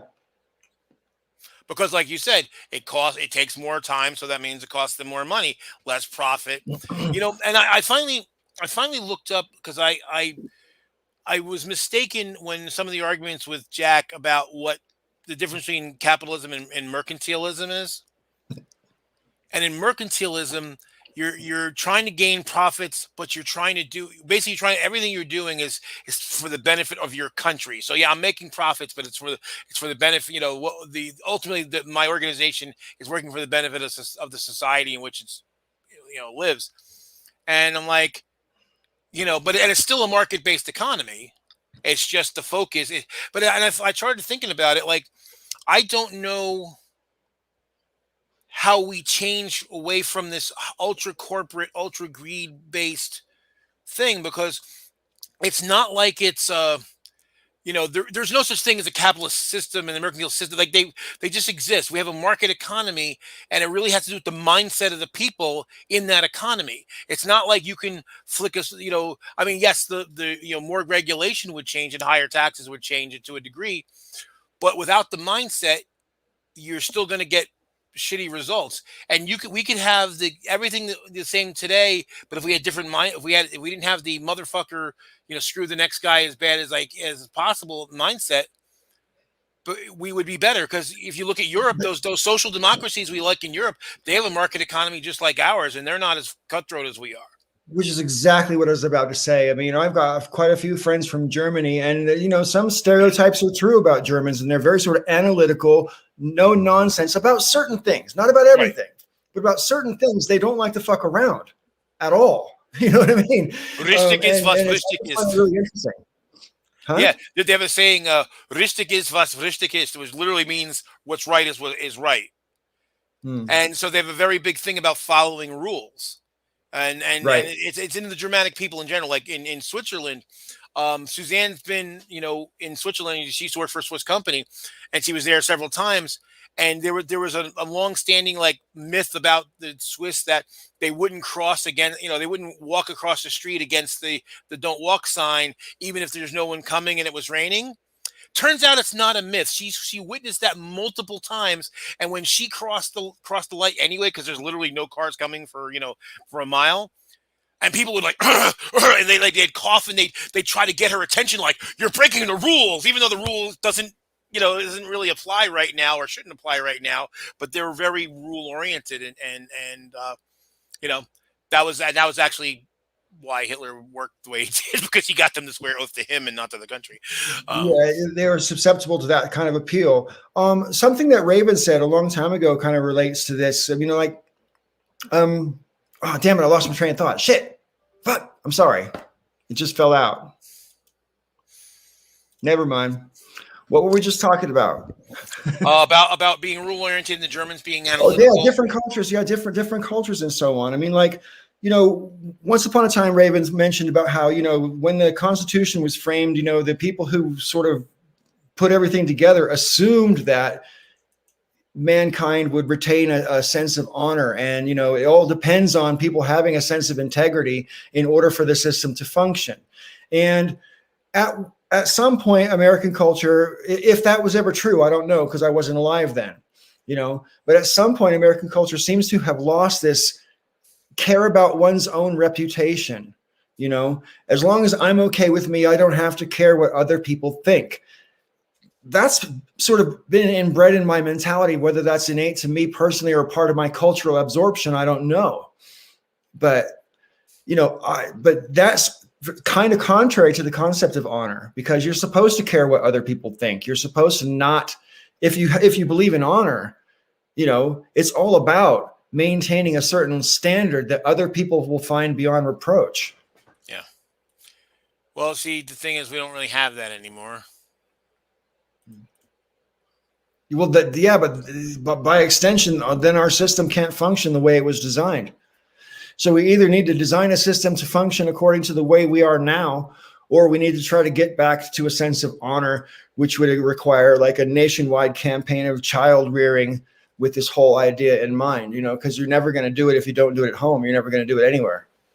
Yeah, I mean, well, this is what we're going back to what we were saying before about impeachment, right? I mean, the people who wrote that document assumed that the people in Congress would have honor, and that even, and they had parties back then too, but that they would be so affronted by the wrongdoing of somebody, even in their own party, that they would vote against them and remove them from office, and that doesn't exist anymore.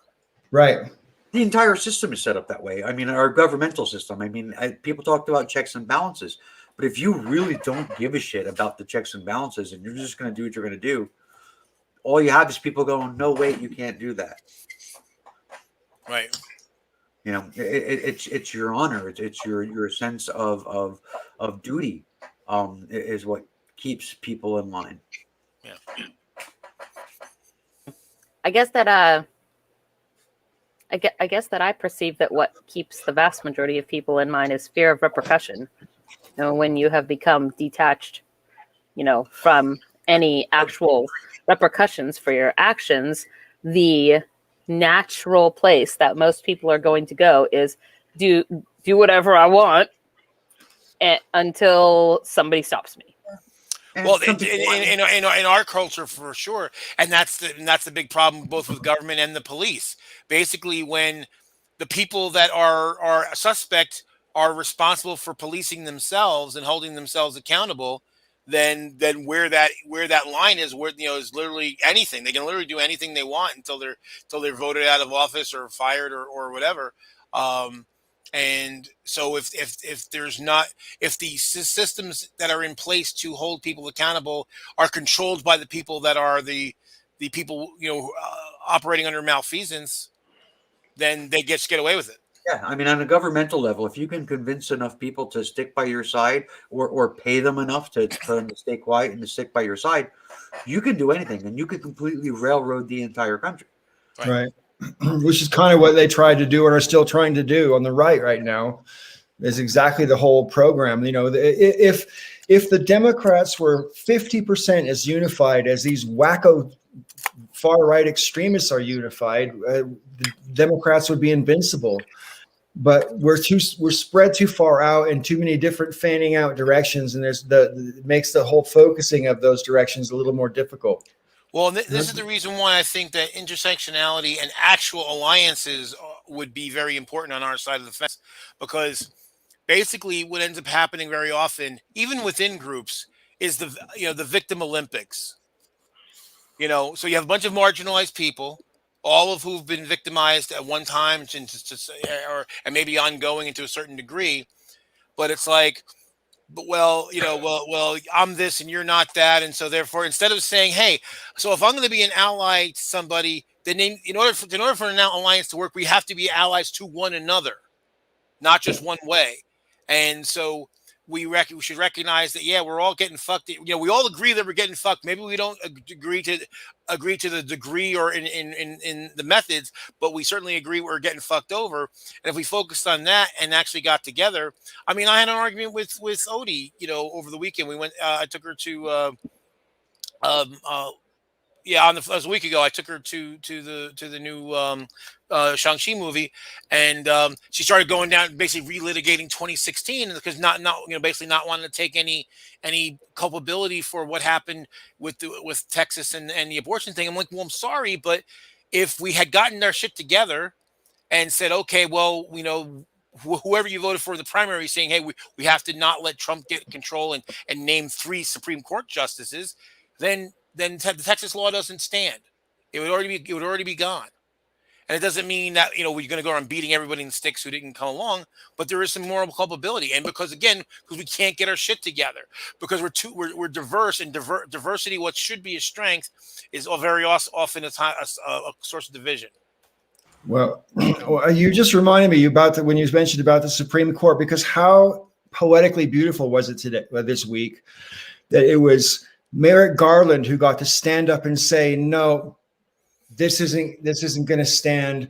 We have ways of dealing with this which are within the law, and et cetera, et cetera. I mean, the fact that it was Merrick Garland that got to tell this Supreme Court, that he should be sitting on by all rights. I thought it was beautiful. It almost made me feel like maybe that's why they put him in there in the first place, was to be there for this kind of event, whether it was about abortion or something else. I am liking the approach. Also, I mean, it's basically what I was talking about last week. That a government body, whether it's state or local, can't delegate government responsibility to private. And that's already a case that's already been won.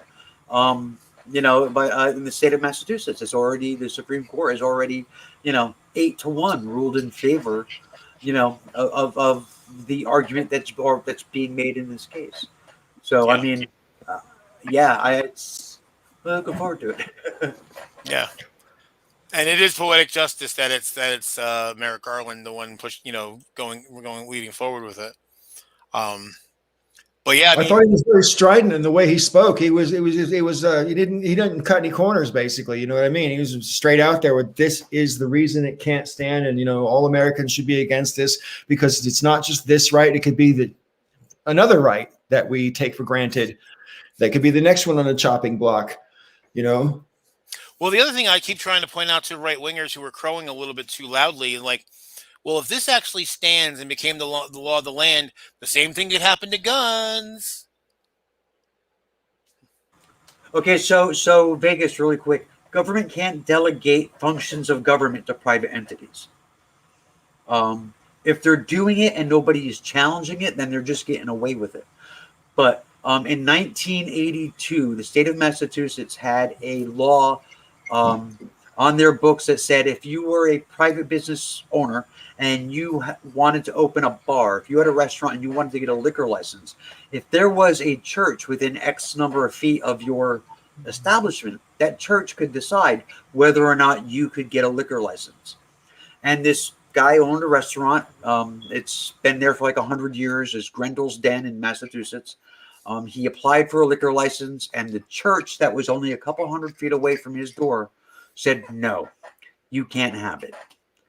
So he took it to court, and it went all the way to the Supreme Court. And the ruling of the Supreme Court in 1982 was that a private entity cannot take over the functions of the government, that the government cannot delegate that responsibility to someone else, especially an agency like an entity like the church. Right. And that's not the same. God. Go ahead. That was just me making kind of a... Oh, okay. And the thing is, and I think what you're getting confused with, Vegas, is that, the government can hire somebody to perform work. Like, okay, we need to build a bridge. We're going to hire a contractor to build the bridge or whatever. This is talking about the basic function. So you can't hire an outside entity to write laws. And in this case here, what the Texas law does, it basically tries to give standing to people who don't have standing. In the civil case, Right. you have to be able to demonstrate harm to yourself or the whatever entity that you're a part of. So I could but if you know, you can't just deputize someone and say, hey, you can just sue people on our behalf. If you're bringing a suit, you have to have some injury that you can sue against. I mean, Yeah, private that's what I was gonna contractors is a different thing. Peach was a contractor for the military. She, after she did her time and she was living out in Oklahoma, she, did computer work as a contractor. So, Right. I mean, that's a different. There's a whole Right. different Right, ballgame. that's right. Now, just say the government could hire a law firm to prosecute a case, but it's still the government bringing the case forward. It's not the private entity. They're just acting on behalf of the government as opposed to just In the performing case, the government function. in the case of the liquor license, it was the church was taking the responsibility of making a decision that the local government should have been making. Right. The decision making process of the government function was given to a private entity, and the Right. government can't do that. Right. And the Local different state doesn't have that power. and the difference here, for instance, like the government on the flip side, the government has hired religious organizations to do things like adoptions and things like that, and that's okay because again, the government's making a determination, and then they're handing off the mechanism to mechanics, the mechanism to a third party that they can do, but they can't. The determination has to And in the case of Texas, the distinctive part, as far as I understand it, is that they're giving private citizens a right that the government doesn't itself have. right. Right. Because the government can't sue these people for having an abortion. Right. And that was the entire point of the law was they thought they were, and they may still get away with it, who the hell knows, but they thought they were getting around the constitutional barrier to their ban, because at that point it isn't the government that's enforcing a ban, it's private citizens. Yeah, and the government doesn't have that power. And the government function here would be prosecuting criminals, and seeing that they are being incarcerated, but a third party can do the actual incarceration and it's going to be the review. It's going to be the parole board that's going to determine whether or not the person gets out, not the prison itself. Now, I actually, I think I agree with you that prisons should actually be run by the government. I don't know if you think that or not, but I think private prisons are awful. And there's a reason why that the government can't delegate the sentencing of prisoners to a private entity when there's already private prisons. And that's because incarceration is already a for-profit business. If these private companies could also enforce the law and hand down sentencing, forget about it. Everybody would be guilty of something. Right. Because there's money to be made. Right. Now, I think two things that are not really in opposition, but they're different in opposite directions. It's legal to have a private prison, but I think it's an inordinately bad idea. Mm-hmm. I don't think that that's something that we should be abrogating and giving over to, because what we know what has happened is that once there was a profit center in incarcerating people, there was lobbyists for that, and they basically lobbying Congress to make more and more things illegal. Now they can't make it illegal. See, now if the prison system could make, the private prison system could make things illegal, like Raven said, that would violate the Constitution. But I just think it's really stupid because we don't have the same level of accountability, because basically corporations, the people at the top of a corporation, if it's a C corp, they can be guilty of all sorts of malfeasance, and the people at the top will face no personal sanction. At the worst that'll happen is the company could get fined.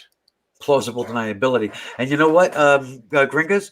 Yeah, unfortunately, there's a massive amount of private industries and organizations that write legislation that politicians just put their signature on and pass along for a vote. They don't even fucking read them half the time. Yeah. Well, in fact, I'm sure you remember this. There was some law that there was this lobbying group that basically, it's a right-wing lobbying group, and they basically write Alec, thank you. And they write legislation for right-wingers and who just do exactly what you said. They just put their names on it, and they screwed up. And there were some fields that were supposed to be replaced, and it actually had Alec's name on the fucking bill that went to the, for debate, and they had to bring it back and do an amendment because it actually literally said Alec on it. So when shit like that happens, it's so frustrating because it's just like, why do you people even have fucking jobs? Why does your job exist? Who needs you? Yeah. That's why Congress has an approval rating of about 13%. But because of a variety of reasons, 90+% of the people in Congress get reelected, no matter how bad their approval rating is. Selfish reasons for the states. Well, here's one thing. I was having a conversation with Vegas, earlier today and some last night, and we're talking about. Wait! He hits you up during the day too, and Yes, it throws right wing propaganda at you. Yes, get your response. Does he? You fucker.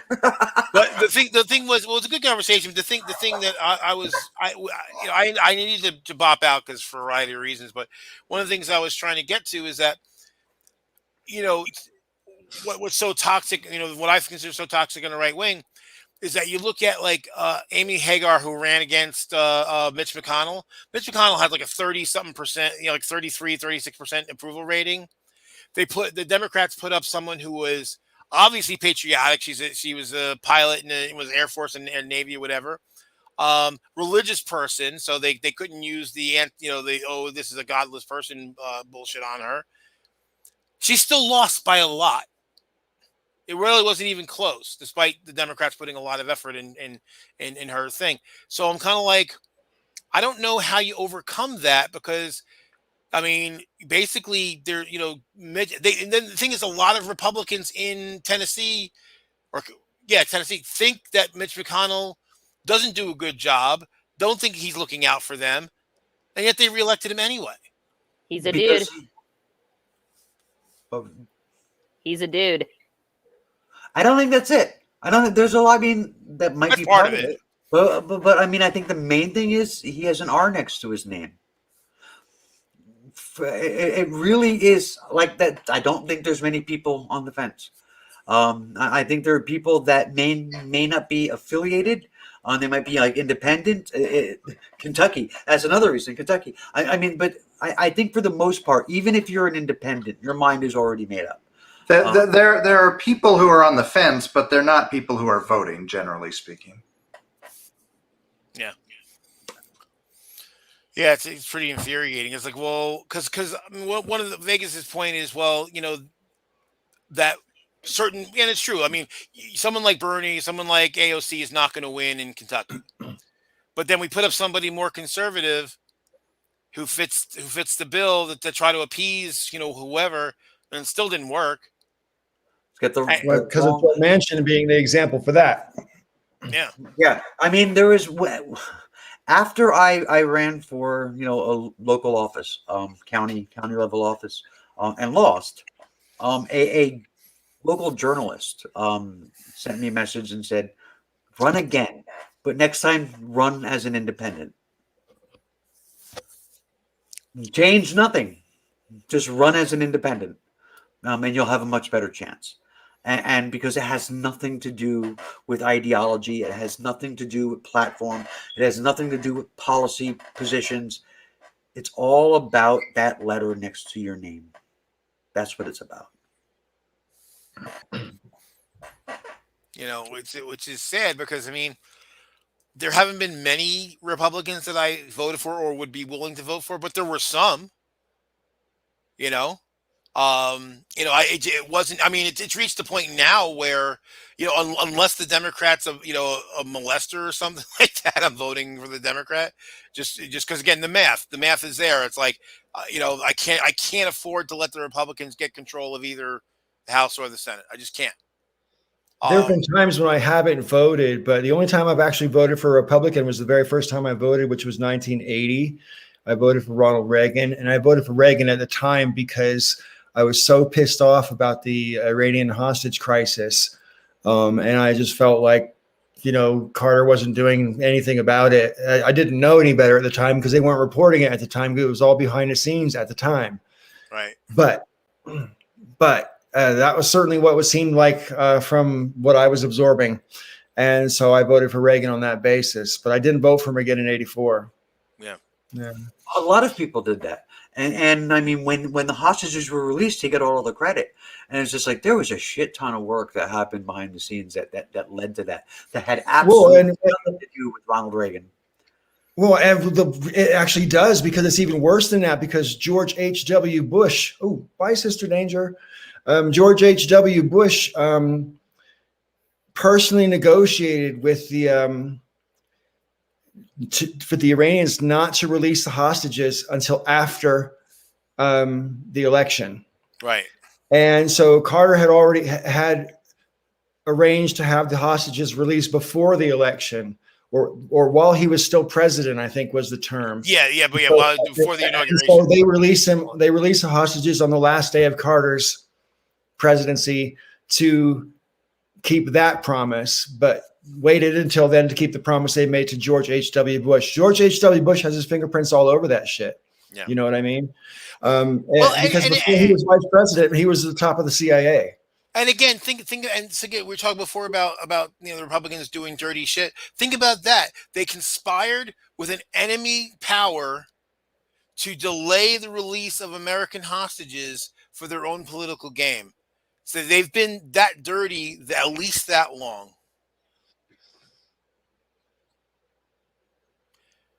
But of course, they weren't going to hold themselves accountable. You're muted. Raven's muted. I thought maybe you might have heard. I forgot that I was muted, and I got a kid crying upstairs, and I'm like, oh, I thought you were making a joke looking at me. Yeah, like the Brady Bunch. Yeah. I was thinking the same thing. Brady Bunch. Here's the story. Right. Well, they are, because basically they don't care. That's one thing I said to you before. I really wish that the Democrats and the rest of the left would be able to start doing is when the right. I have to push back, though. They're not pretty good at politics, though. If you cheat at playing chess and you win every game, you're not good at chess, right? You're good at cheating, and that's not the same thing. But even beyond, when you get to things that are actually political, the thing is that, like, when they get accused of whatever bullshit that they're doing, their attitude is they don't care. Whereas, like, I think about what was this? I keep forgetting his name. He was New York House of Representatives, Anthony Weiner. So the first time he got flushed out was like, he sent a dick pic. Do you care if he sent a dick pic? I don't give a fuck. As long as the people receiving the dick pic were willing recipients of the dick pic, I don't give a fuck. But this is the stupid shit we do, and we like, oh, well, it's so terrible. And so so the right wing outrage machine went off about him sending a dick pic, and the left took the fucking bait. Same thing with Al Franken. Al Franken did not actually touch anybody. He was miming it. Okay, maybe it's not the coolest thing, but it was, it was a funny joke back when it happened, and he quit, and he should not have done that. But because the left is we're not as smart as we like to think. Collectively, we're not as smart as we like to think we are, because we take the bait every fucking time. And we let the other side set the narrative way too often. I think that's the biggest problem. I mean, we're the quickest, though. As you're saying, we're the quickest to eat our own. We do not stand together, and the right is great at standing together, no matter how bad someone is. In fact, as we've seen with Trump, the worse someone is, the more they'll root for them. Yeah, that's actually part of the Reagan doctrine. I mean, you never ever publicly say anything against another Republican. Right. And it's something that's really done really well for the party. And it's pretty much something that they've done really well as far as sticking to. Recently, because of Trump, there's been some, peeling off or whatever, but they're really good at sticking together. But even there, because Trump wasn't really a Republican, so during the campaign, they all jumped. Most of them jumped on him. But as soon as he was the guy, most of them flipped right back.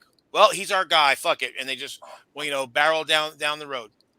One thing that I've noticed about right-wing voters, whether they're my friends or family, is they might have an issue with a specific right-wing policy or pundit or something, but they don't. They won't say it publicly. They're convinced that the right wing and the Republican machine is good enough that if there's one issue that there's a problem with, it's still worth opposing the Democrats and the left. And I from my perspective, is I think they're right to be that way. I mean, that should be the way. Like, I'm not a fan of Biden. I'm glad he won though, and I voted for him. But I had issues with him. But I wasn't out there, I complained a little bit, but I wasn't really out there bashing him and saying, "Oh, I'm going to vote for Bernie any fucking way." Right. But that's a problem that the left has. Right. Everything is a purity test. So if somebody did something stupid, 40 years ago, well, that's it. I don't care what they stand for now. I don't care what their policies are now. I don't care that they did something stupid 40 years ago. They can burn in hell, even if it means I burn in hell too. Right. It's like basically, the ship is leaking, and instead of plugging the hole in the fucking leak, I'm gonna go stand in the corner because I have nothing to do with that leak. It's not my leak, even though you're going down with the ship along with everybody else. Right.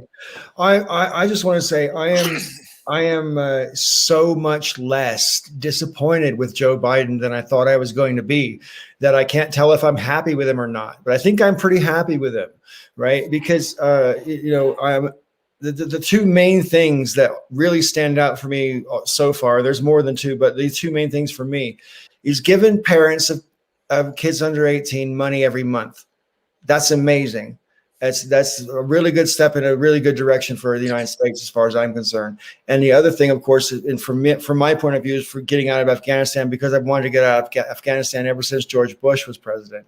Yeah. So we couldn't get out of there soon enough. So the fact that he knew he was going to take shit and went ahead and took the shit, and his approval ratings have not really recovered since then, although I think they will. But those two things to me make this a great presidency for the first year already. Yeah, and I agree with you. And here's the other thing too that I really wish that the left would stop doing. Somehow we've gotten to this, and look, I agree with you that we needed to get out. I'm with you. But there's a large number of people on our side of the fence that now have this attitude that any use of the military for any purpose, no matter what, makes you a warmonger. And that fucking burns my ass. Like, okay, Obama in Libya, we were literally involved for 10 days and then passed off to our NATO allies. And it was a civil war. We didn't start the civil war.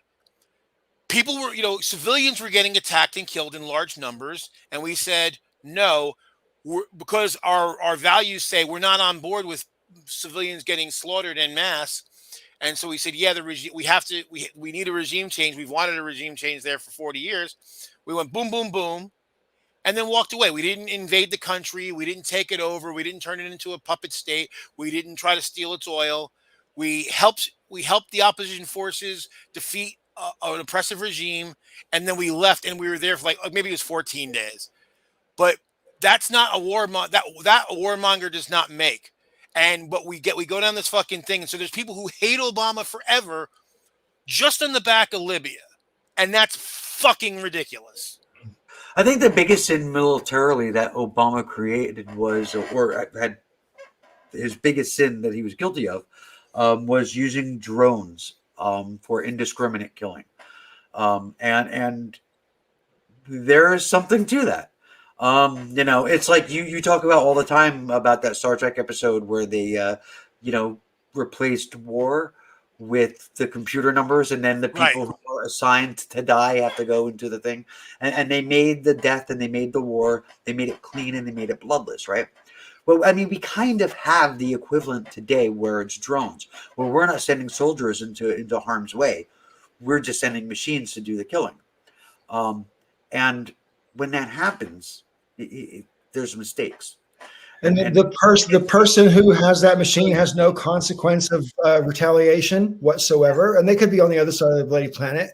And that's a problem. Doing it electronically. And that's a problem. whether you're left or right, I think that should be a problem. Just in general for everybody. I agree.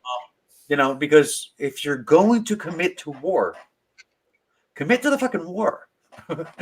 You know what I mean? Here's the thing, though, because you said about indiscriminate killing. I mean, the thing is that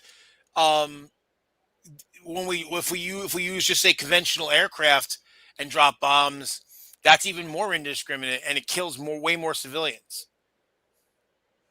I mean, the only difference is that it's easier to use drones. So you might use drones in cases where you wouldn't get involved with conventional attacks. Like, I grant you that, but still, like I remember having a huge argument with Sierra several years ago, and I showed her the stats between how many in Iraq, how many people died from conventional bombing, and how many people died from drone strikes, and it was 2 orders of magnitude difference. It was massively different in civilian deaths. So Right. I still going to disagree on that. Two things. I love you, Joe. The fact that you adopt somebody's name when they've changed it, and so you do it so flawlessly. It's like, so yeah, Sierra. I mean, I know Sierra. I've known Sierra for a long time, and I had to stop and go, oh yes, right, Sierra. So the fact that you do that, and you don't talk to her. How long has it been since you talked to her? 5-6 years, basically, exactly. since Shayra. Well, it was when Shayra blocked me, so that would have been 5 years ago. About 5 years ago. 5 years, and you're went with the flow, and beautiful. Thank you so much on Sierra's behalf. Thank you so much. That's beautiful. Right there, man. That's number 1. Number 2 is, I'm sorry, I have a problem when you remove the human element from killing like that. That's a problem. You don't think that's a problem? Taking the human element out? Well, I don't know that it takes the human element out entirely. I mean, using TLAMs would be taking the human element out, or that would be even more so. The thing is that at least in the case of a drone, like you launch a TLAM, it's a suicide robot. You give it some coordinates and say, go there and blow up. A drone at least is piloted by a human and has human intelligence. It's still going to make mistakes. It's still going to be problems, but that's actually more of a human element than a TLAM.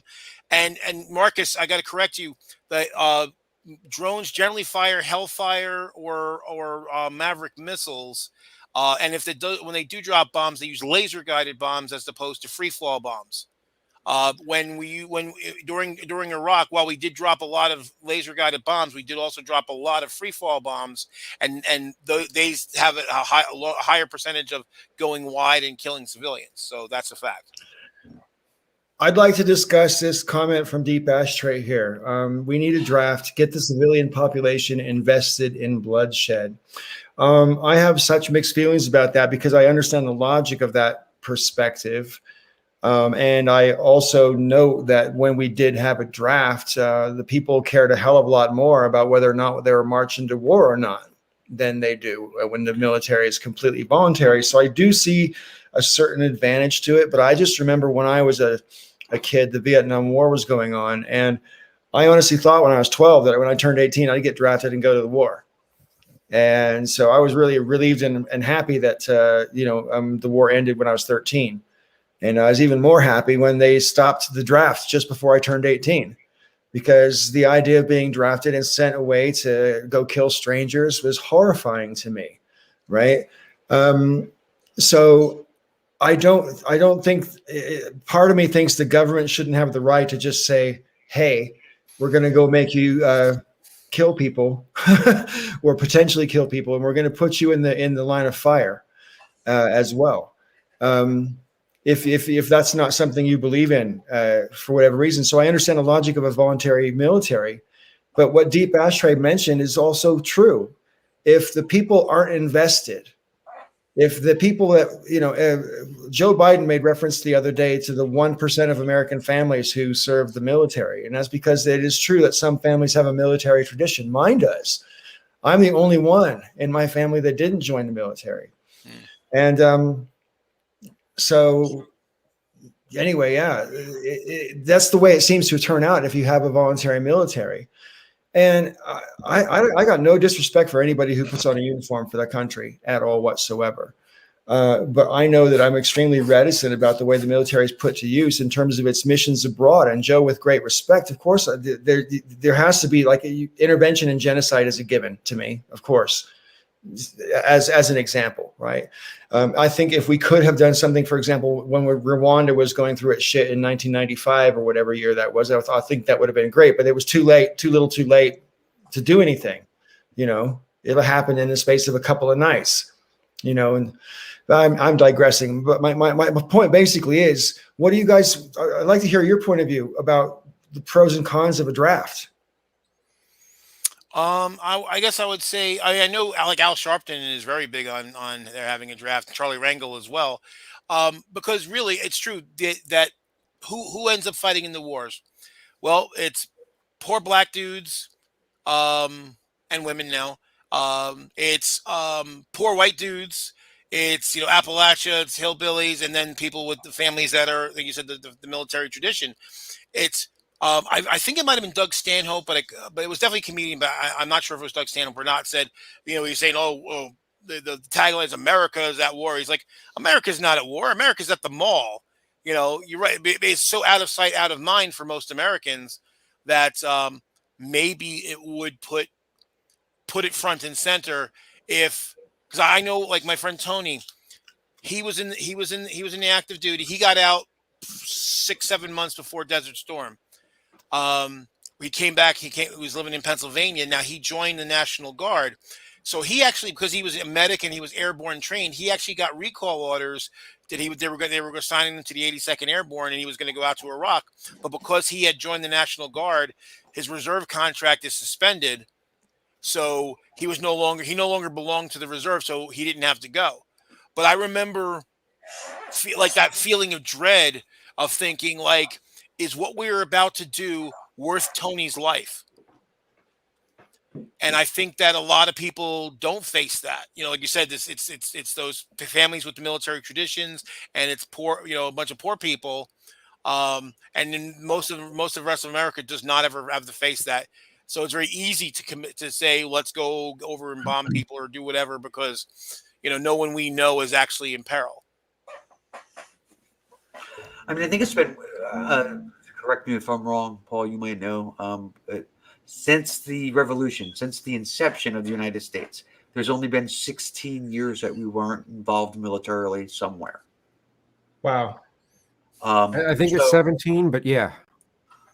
So, I mean, we are a nation of war, a nation at war.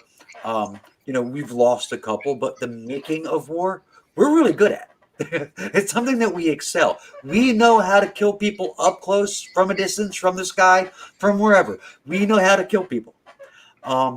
It was only a matter of time before the general population became very indifferent about whether or not we were fighting, or who we were fighting, or where we were fighting, or why.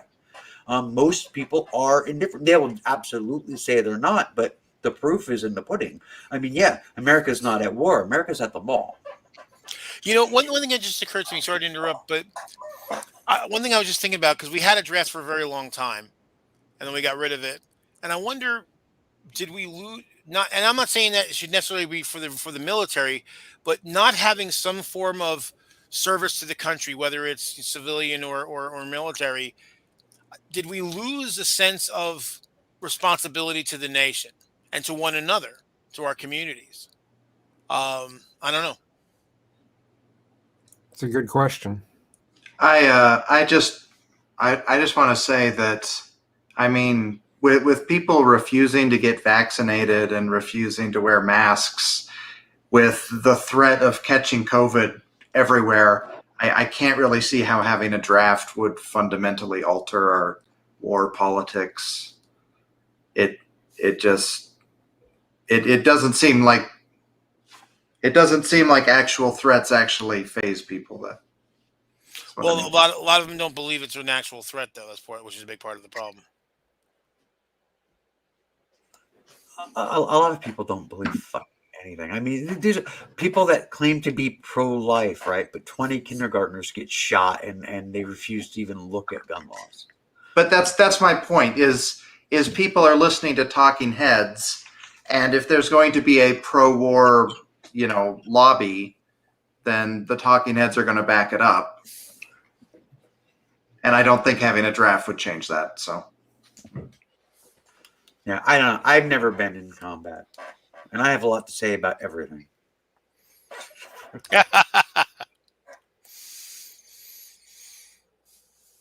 Yeah, but see the thing. Well, and yes, certainly there's certain to that Vegas, but also we're all citizens, and again, I'm not.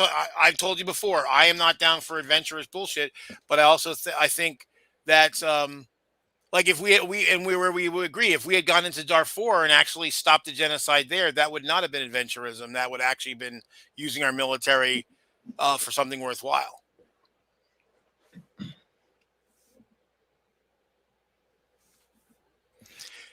One of the things that Clinton tried to do, and I don't know if the program even still exists anymore, but it was the idea of saying, okay, you're going to do some service to the country, and it's not going to be in uniform, but it was like go serve in underserved communities. And again, a lot of red states, particularly a lot of rural America, is underserved. There's not enough doctors, there's not enough lawyers, there's not enough a whole bunch of dentists and a whole bunch of different services that they really need. And so the idea was saying, okay, you go get your degree, you go work in these underserved communities, and then you can work off your student loan debt without having to pay it, as long as you put in the time. I think a wide definition of public service is a really good idea, and I think it should be encouraged. But I also think it is de facto a socialist mentality. The idea that we all serve each other is part of that whole socialist mentality, that you're not just doing things for you, you're doing things for all of us, Commie. Well, it's definitely left. Yeah, it's definitely left wing. I mean, because certainly right wing libertarians, it's all about volunteerism. See, they claim that they believe in all those ideals, but they don't really. They at the end of the day, they just don't want to have to be responsible for anybody for any reason. So, as long as we exist in a system which has student loans, I think that the thing that Clinton implemented, I didn't actually realize he was the one that did it. It sounds good to me, but I think that schooling should be free. I don't think that student loans, at least for tuition, should be a thing. So I'm not gonna throw myself behind that. Well, right, but they currently are. So my point is that since as long as they exist, then that's a good way to incentivize people to go serve those underserved communities. Because what else? Would you support free college, Joe? Well, and we talked about this before. I'm on the fence. I have a very mixed feeling. Again, I've told you, like, we spent over $200,000 trying to get my youngest stepson to get through school. Still doesn't have a fucking degree, because of course when you get to do it all on somebody else's dime with no accountability. I know somebody else I know who, they moved and they're having some issues and they're not happy, and they decided they're just going to go to school. I don't know how are they going to get the money to go to school, but they're just going to go to school and not be, because of course going to school is a lot more fun than being responsible and getting a job and taking care of yourself. So, but on the other hand, I look at the European nations and I see that they're effective at doing it. I think Denmark, they pay you to go to college. Right. I think it's a good idea in principle. I think our society is too fucking selfish and for it to be effective. I just want to say, in Denmark, if you mess around in school, you get kicked out, and there's not a second chance. So, well, good. At least there's some accountability. You were muted, Raven. I was just saying that it looks like Kevo's smoking a pipe. Yeah, I don't know what the whole pipeline. What about pipeline? I don't know. High school to prison pipeline, military to trans woman pipeline. I don't know. Just for the record, there are a lot of trans women that have been in the military. So, yeah. Well, it's funny because thinking about it, probably the majority of the trans women I know were in the military. My friend Heather, Alice, Sierra, Sierra, she's currently in the military. Yeah, Alyssa. Yeah, I mean, almost all of them. Well, I know might be a pre-KP and all connection. I don't know. shut down the Alaskan pipeline. I haven't. That pipeline?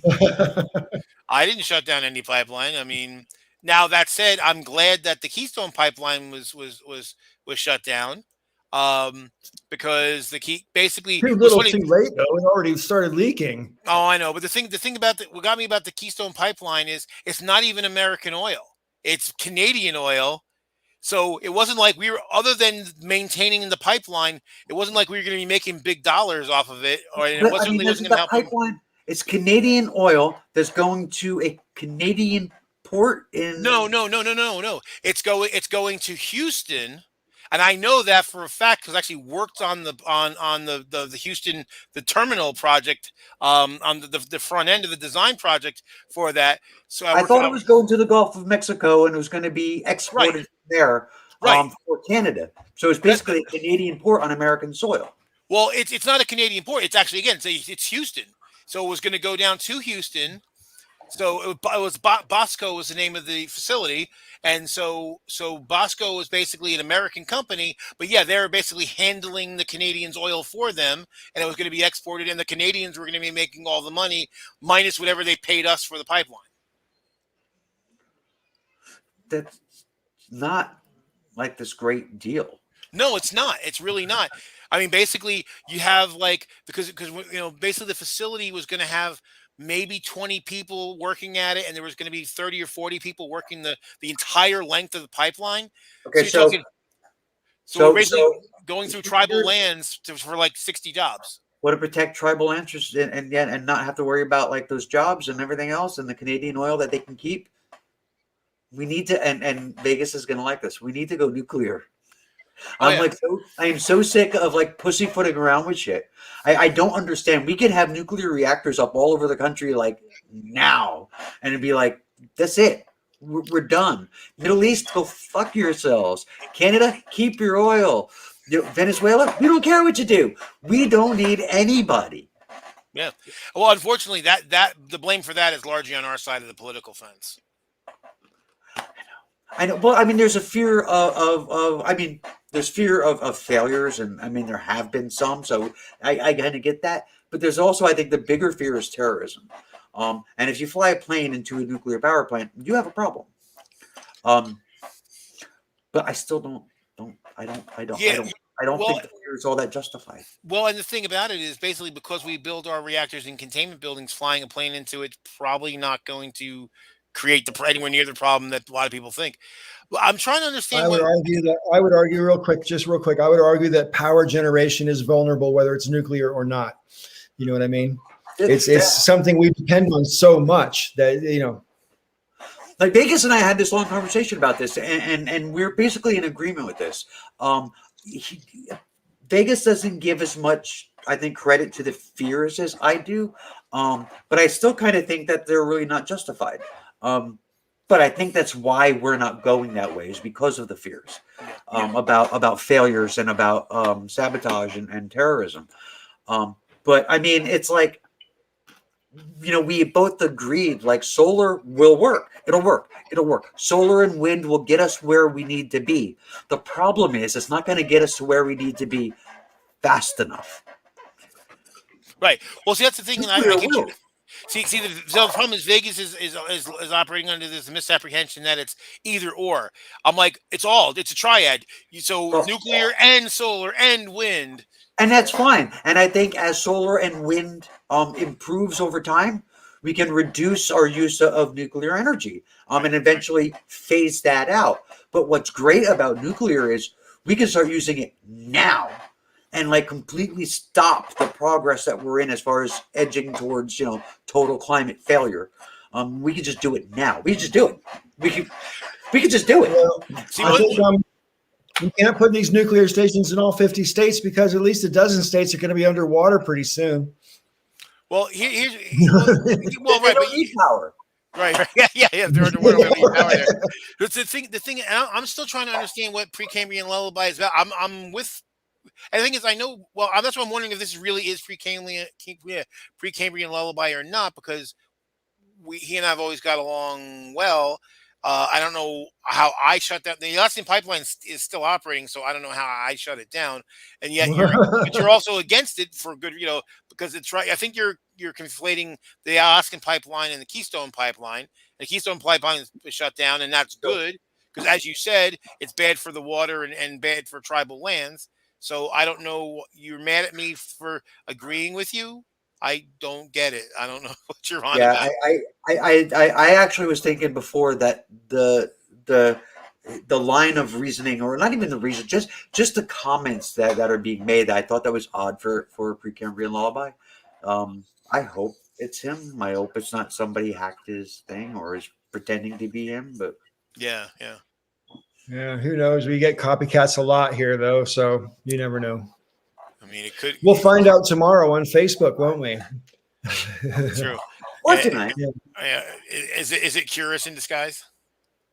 Oh, not you, Uncle Joe. Joe I Biden. think Okay. Duckzilla. Joe Yeah, Biden. Okay, Joe Biden. People got to stop bashing Joe Biden. Like, what did he do that was so awful? He's not extremely progressive like everybody wants him to be. He was never going to be. He's still the most progressive president we've ever had, though. So it's just like, what do you want? Well, also I'm trying to understand is well, I mean, also PLC seems to be arguing both sides of the same issue. So you're again, so the pipeline is bad, but the fact that he shut it down is also bad. I don't understand your point. Like please be more clear, because you're not being clear. Green Machine, I ignored everything Duckzilla said. I have no idea what they said. So. Well, the funny thing is, I was thinking, though, again, this is what I told Curious before. If you come in, you can say stuff, you can disagree with us. As long as you don't act a fool and start attacking us, personally, you can stay here. No one's going to give you a hard time, Yeah, Joe, there's one of my favorite quotes from Babylon 5 is never hand someone a loaded gun unless you know which way they're going to point it, right? And I gave you ops because I went away for a while, and the audience has never seen the same Breakfast Club video since.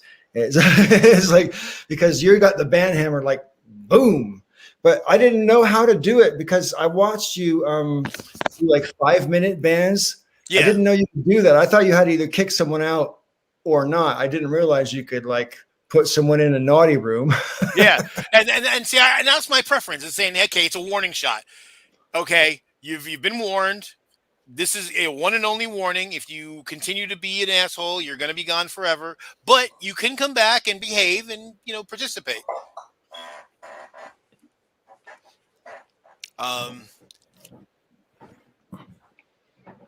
So right, but are you saying that closing the pipeline is a bad thing? But could you please answer that question one way or the other? Is closing the pipeline good or bad? Which side of that issue are you on?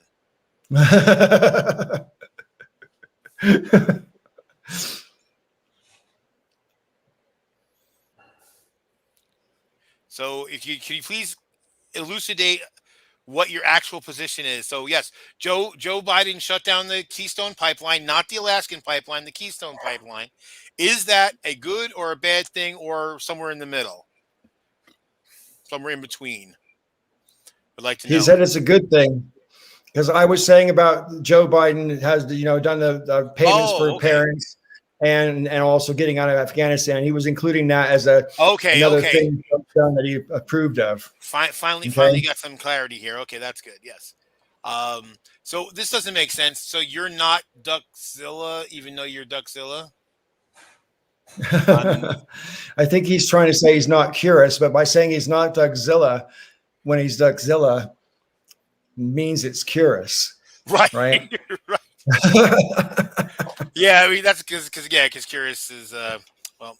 How well does any one of us know who we are? 7. Well, I mean, who are you without your memories? For example, Well, and that's if another. if you woke up tomorrow with amnesia, are you still you? Well, and that brings to the point again. Another Babylon 5 thing. Remember the death of personality? Yeah. To You know, me, where that's they actually worse almost. And it sounds humane because you're not killing someone dead, but you're actually, because you kill their personality, you're actually erasing the person and leaving a body, which is, to me, more macabre. You know what I mean? Hmm. Yeah, it well, especially considering that what they do then is like program the person to like serve the community. So they effectively turn the person into almost a slave. Okay. I Right. wanna. So Vegas, Luke Taylor is. Well, he's an algorithm guy. In case you didn't know, um, even though he says he's not, he is. Who's an Yeah, algorithm? he's been on before, but not very often. I don't follow an algorithm. What does algorithm guy mean? That's That means I his write Twitter. code sometimes. Was that? That's Oh, That used to be his Twitter handle. Oh, it's still my Twitter handle. Oh, is it? Right. Okay. Yeah. okay. Yeah. I know. Am I supposed to be introducing myself? Is that where this was going?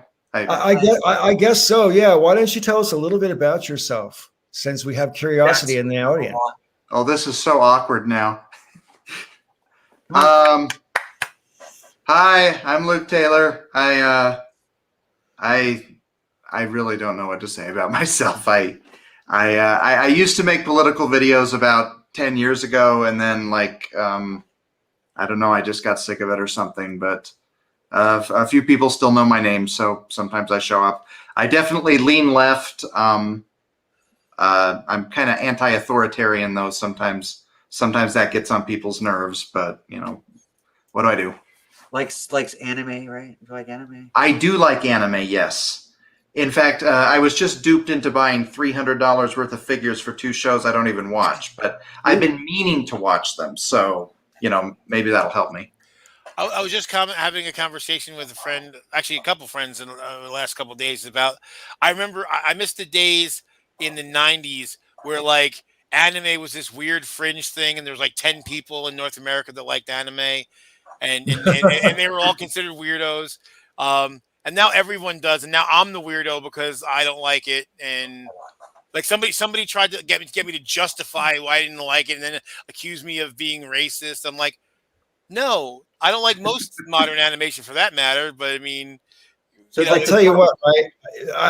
I think some anime artwork can be pretty cute, to be fair, but honestly, the best thing about anime is if you go to an anime costume party. Oh my God. If I could go to one every week, I would. I don't know what I'd have to figure out what to do though, but yeah, they're so great. the anime, the girls, the pictures that everybody uses on their stuff. What are they? Waifu? You know oh what that yeah, is? yeah. What the hell does waifu mean? It's just a Japanese pronunciation of wife. That's what I thought it was. Yeah. Well, and the thing is, there's a lot of creepy stuff too. Like, I watched the Mighty Jingles, among others, who do like World of Tanks videos and a few other things.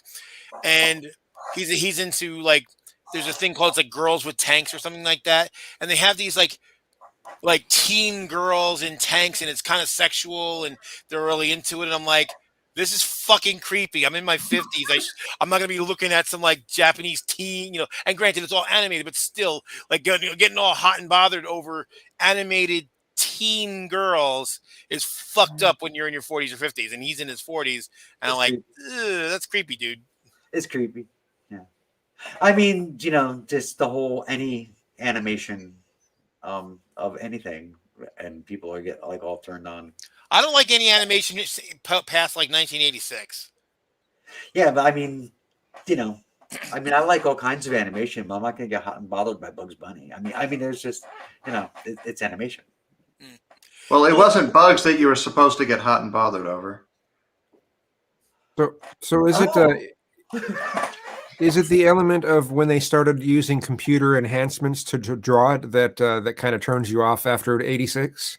Well, I mean, that's some of it, but also even the stuff that was hand drawn. I mean, I remember when they first started trying to make the stuff look more 3D instead of just flat, and so they started doing the shading, and it's gotten better, but it was really bad in like the late '80s. The attempt at 3D was horrible, and I'm like, you know what? It looks 2D looks better than this awful attempt at 3D looks, and it's better now. But I'm just still kind of like, there's maybe the occasional thing that I think is kind of cool, but okay, like What If.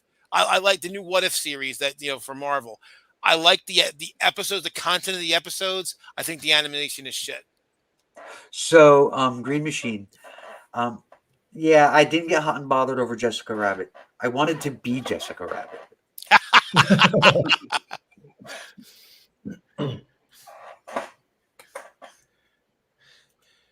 Yeah, I mean, I guess yeah, I remember seeing the Jessica Rabbit and thinking, that if that was a real person, that would be a pretty voluptuous and attractive woman. But yeah, I didn't get too amped up over her either.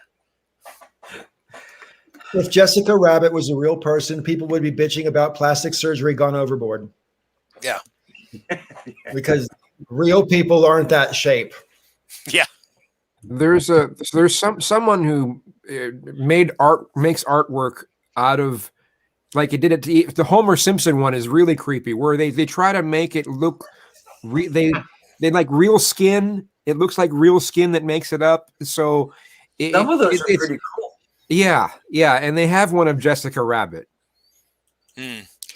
Well, the other thing I always thought was kind of strange, and granted, this is not in all anime, but like I guess it's like the Pokemon, and I guess and like Star Blazers has this. What's this deal with eyelids connecting on the bottom of the eyes? I don't understand that at all. I'd have to see an example. I don't know what you mean. Great example is South Park did it was Chimpoko Man. They're making fun of Pokemon, and but they there's parts of it and where the characters actually get drawn in a particular anime style, and it was just like weird. So today, since you just mentioned Pokemon, I happened to have my Pokemon card collection with me. I took it to town to where they have a place where they sort of buy and sell Pokemon cards. And I've got the whole collection of original Pokemon. I got like 200 cards and some duplicates where you got shinies and non-shinies and all that kind of crap. Right. And I saved it for 20 years because my kids were the exact age that Pokemon was aimed at when Pokemon was brand new. Pokemon started, I think, in like 98, 99, whatever, at least in the UK. And my kids were sort of 8 and 9 years old. So every freaking day, Dad, can we get a pack of Pokemon cards? And after a while, you get so close to having the whole set that you have to end up buying 1 million Pokemon cards to finish the set. And I ended up getting 3 sets worth. And I still have one myself, and my kids, I don't know what happened to theirs. But anyways, so I've been sitting on this Pokemon cards for like 20 years. They're just sitting in their little plastic envelopes, undisturbed, unmolested, unplayed with for 20 years. And so I'm thinking they're in pretty pristine condition. So I go to the shop today and I'm like, here, what do you think of these cards? And he's like, oh yeah, these look like they've been really badly played with and they're really worn down and blah, blah, blah. And I'm like, look, man, I would sell them, but I can't sell them, even though any money I get on them is profit because I've already spent the money and it's never coming back, right? So if I get any money for them, it's a bonus, right? On the one level, maybe I should just flush them and just get rid of them. No, but I just can't stand the idea of getting ripped off. Well, and that, you know and what I mean? And he pulled out a card which was nearly pristine and said, oh yeah, this has got signs of serious wear and tear, so we'll call it heavily played. I'm like, no, that's not heavily played. Yeah, and if we're going to have to review 200 cards and that's the standard he's going to use for heavily played, I'm going to get ripped off. So I'd rather not sell them than get ripped off. He was ripping you off. I mean, basically, if there's the 2 ways to do it. One is at auction. The other would be if you got them, particularly if they are in good shape, if you have any rares, I would get rare ones graded.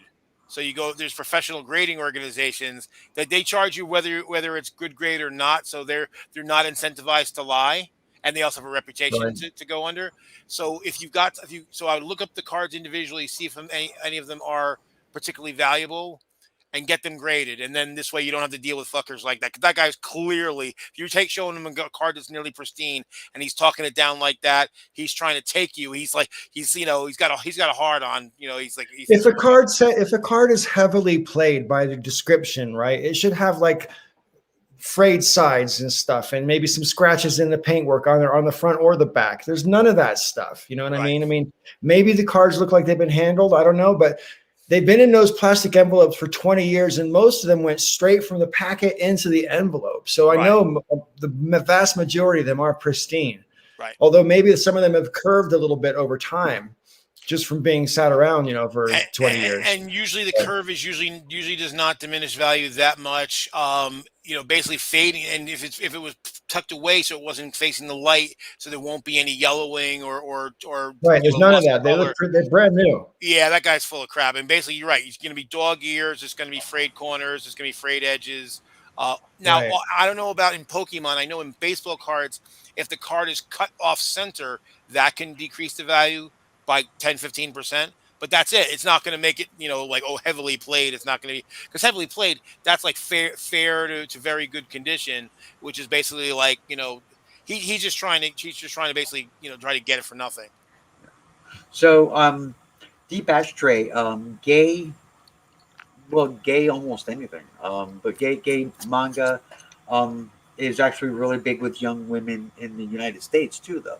I mean, it has been for a very long time. I mean, I actually know my niece about 10-15 years ago used to write gay manga fan fiction. It's for young women, it's a big market. We don't say gay manga, we say yaoi. Yaoi, that's right. I couldn't remember. There's another one that's yaoi. There's yaoi, and then there's another one, and one is apparently worse than the other. I don't know, but there was yaoi. Yeah, I don't know anything about that. Yeah, yaoi. And then there's also always tentacle porn. Tentacle porn. I haven't. Yeah, yaoi. It's been a long time. I used to have some. Yaoi. I forget what. There's a name for the tentacle porn too. But I forgot what it is. Luke might know. I don't know anything. In fact, I didn't know what yaoi meant either. I just, thrown that out.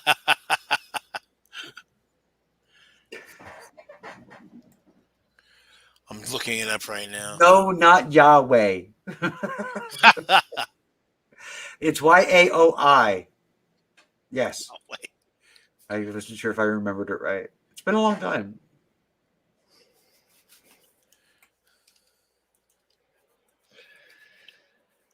Yeah.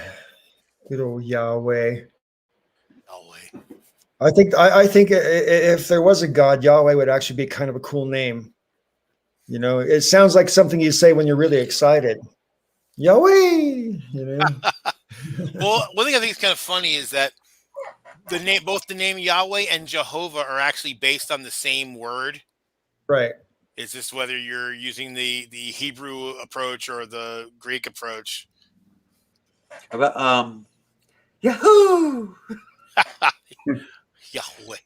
Just today, there was a Jake and Amir episode that came out, and Amir said no way, and Jake said Yahweh. That's funny. That's pretty funny.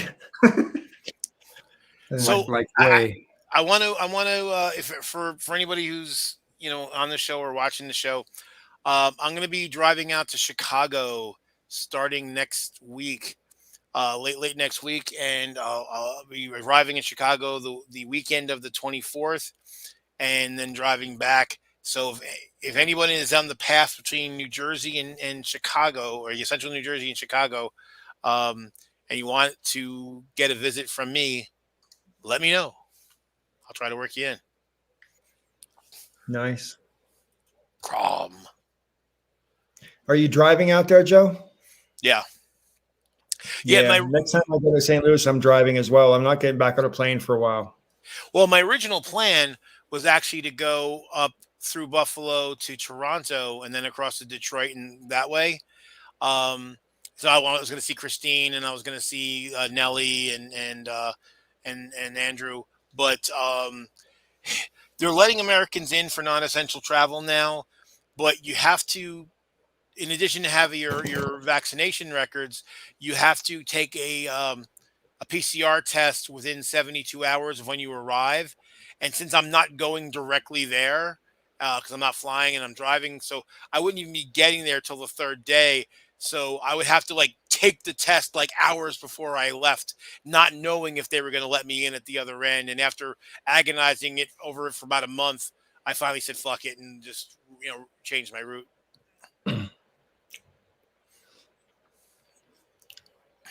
But I'm going to be in Chicago. Kazum, would you like to respond to CRB Vegas's question there? I have no comment on it. There's nothing I can really say.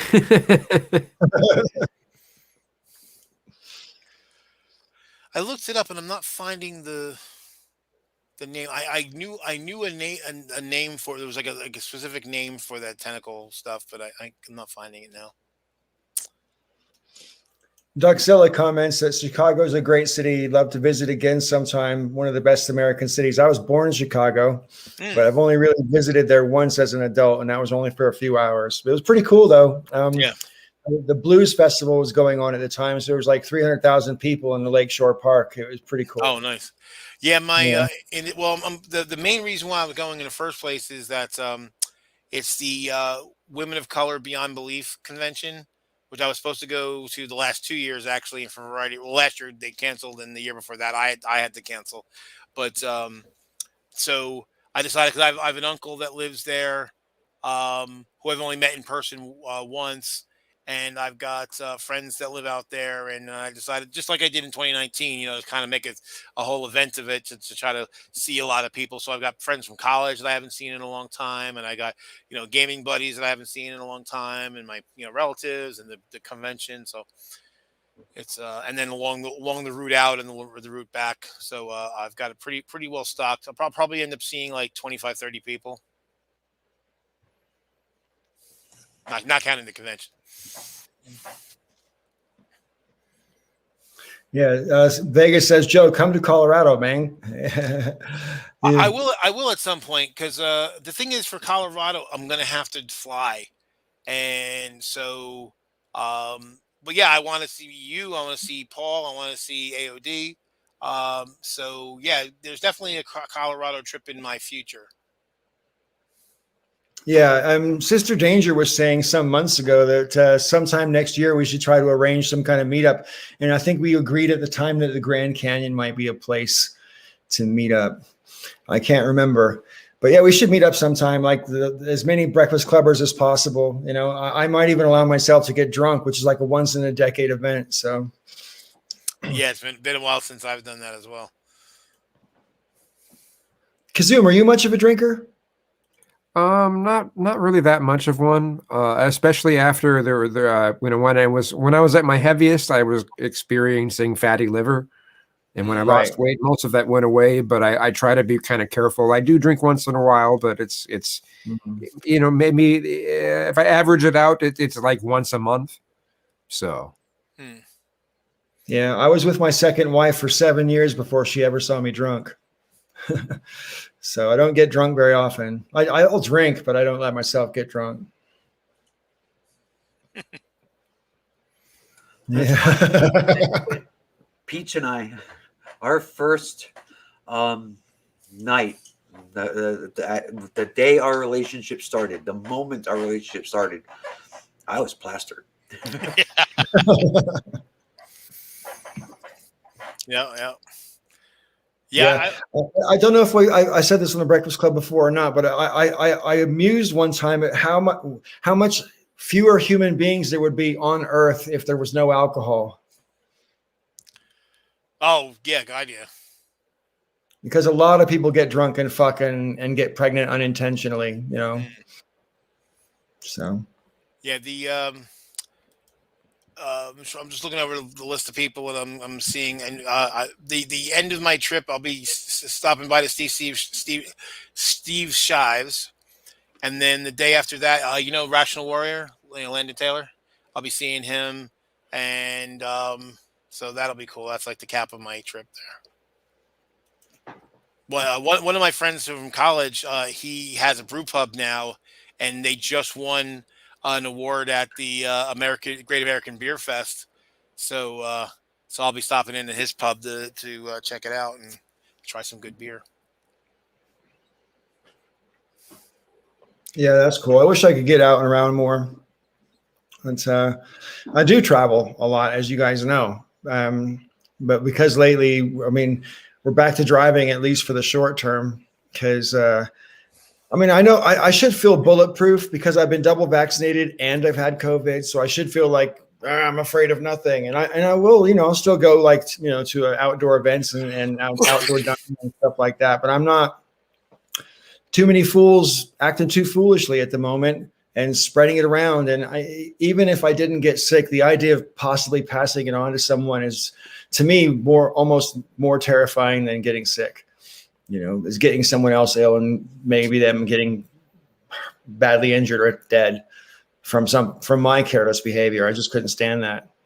Right. I was just also thinking about that lady that was in the supermarket. Maybe this was talked about when I had stepped out for a little bit. I think someone mentioned it in the comments at some point, but there's some lady at the supermarket. I can't remember what state it was in.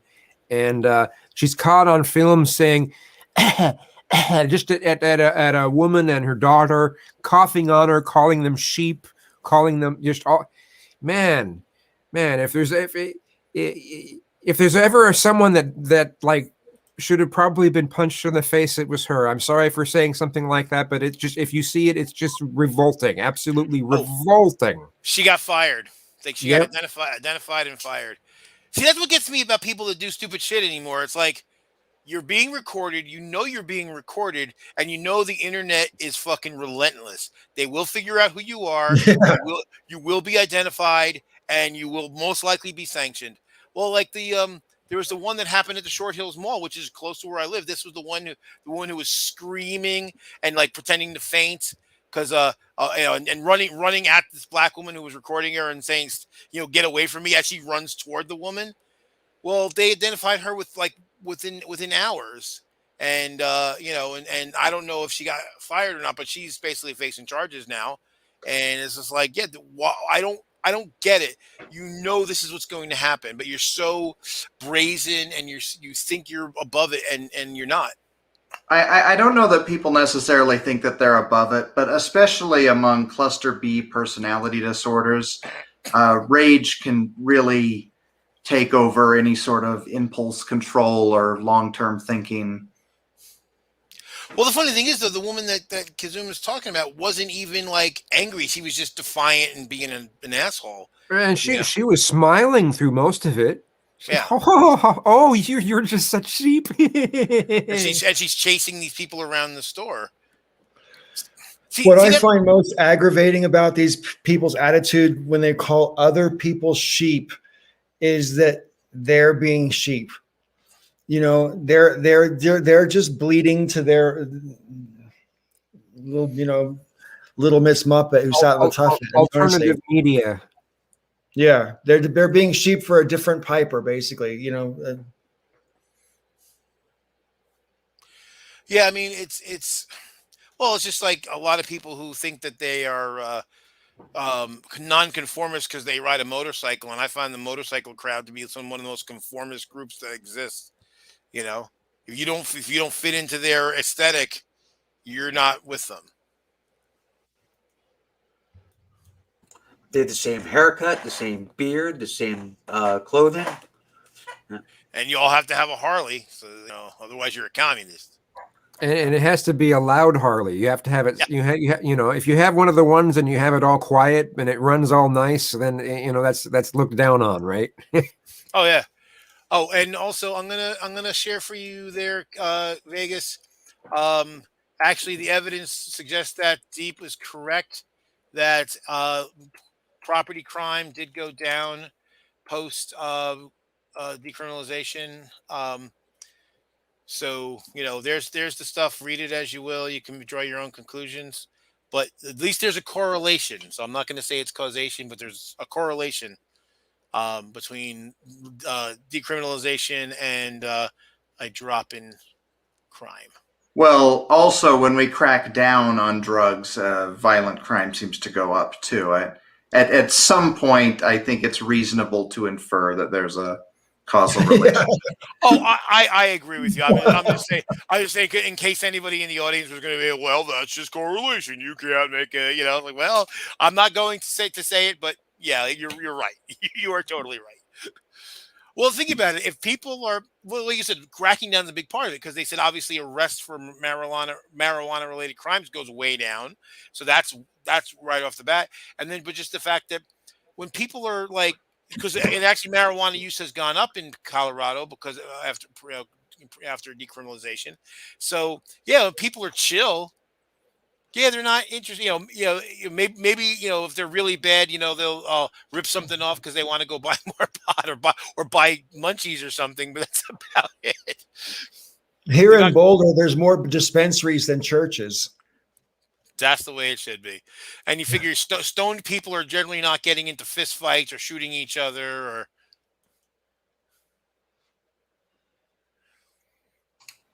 Yeah, usually the people that are stealing to feed their addiction, that's like heroin. Right.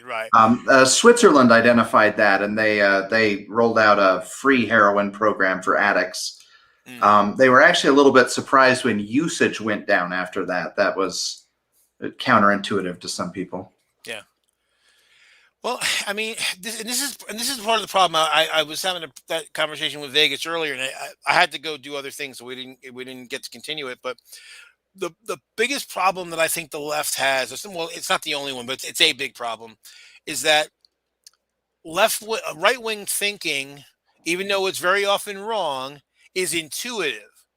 So if it makes sense, it's easy to grok whether it's true or not. So people tend to believe it. It's because whereas left-wing thinking tends to be more complex, it's more subtle and nuanced, it takes more explanations, and you end up sounding like a college professor, and people get turned off because they think you're trying to talk down to them, whether you are or not. Left-wing thinking is the mammalian brain, and right-wing thinking is the reptilian brain. Yes. well, and even you think about this. The what's happening has happened in a bunch of red states where they said, hey, we don't want to subsidize somebody's drug habit, so we're going to drug test everyone who's on public assistance. That intuitively sounds like it makes sense, right? Because sure, we shouldn't be subsidizing people's most people would feel like if someone is just taking drugs and not participating in why are we supporting their drug habit? But as it turns out, the states that have actually tried it, one, they find that the use of drugs by people on public assistance, the rate is way lower than the general populace. The general populace is like 10-12%, at least in places where it's not been decriminalized. And in both Florida and like 2 other states, they found that their use among people on public assistance was like 2%. Because they don't actually have money to, despite all the belief, they're not actually using their money to go buy stuff. They're actually buying food and clothing. And secondly, so it actually costs more to administer the program than it did what it saves in kicking people off. The other thing that it totally ignores is the idea of compassion, of saying, okay, you've got a drug problem. You knew we were going to test you and you still blew hot. What can we do to help you? So if you do have a substance abuse problem and you can't control your usage, how do we help you from a health perspective so you can get away from something that may be doing damage to you? But that's not in right-wing thinking at all. It's, it's like hit you with a bat until you start behaving right. So, okay, so I actually, part of me would like to have purple hair. I don't know if I will ever go down that route. Maybe when when I actually am an old woman, I might do that. But, I think I can rationalize having green hair. I can, not that I would want green hair, but purple. I mean, I could do that. If I had hair, I'd have all different colors of hair. If I had hair, I would have tried them all by now for sure. I would have tried every color that you could get, because every time a new color got invented, I go, oh, I haven't been burgundy yet, and I'll do burgundy, or whatever. JJ Talks used to have that beautiful blue, that bright blue hair. I saw a video or something she put up just like within the last couple of days, and was just like, where'd all of her blue go? It's all gone. Well, I have a perfect justification for putting whatever hair color you want. It's my hair, damn it. That was going to be my argument. Yeah. I mean, Yeah, I couldn't agree more. I remember, I don't, it's probably happened to you before. Something that's purely subjective, where somebody argues that your subjective opinion is wrong. And it's like, it can't be wrong. It's subjective. I'm the subject, so my answer can't be wrong. Now, if I give you justifications, that may or may not be wrong. But even there, a lot of the justifications are, personal choice. So I can't be wrong. It's like if I say, well, I don't like Munster cheese, you tell me I'm wrong for not liking. Like, no, I don't like the taste. Therefore, I'm right. Yay, me. And I think we've had a lot of people, actually, all of us have had a lot of people do that to us, tell us that our opinions are wrong. It's my opinion. It can't be wrong. It might be a garbage opinion, sure, but it's still my opinion. Right. I mean, if you have an opinion about something that's factual, that could be wrong. It's like my opinion is that the sky is chartreuse. Well, that's objective. My opinion is the Earth is flat. Right. Yeah. These are things that we have objective data to say that those opinions are wrong. But like I like cilantro. I can't be wrong. And someone else who doesn't like cilantro, they're not wrong either. And there's scientific reasons why they might not like it too. Right. What's really funny is I first disliked cilantro, but I don't have the gene that makes me think it tastes like, it didn't taste like soap to me. It just tasted weird and I didn't like it, but I kept getting food where it was in it and I got stuck eating it. And over time I started liking it and now I love it.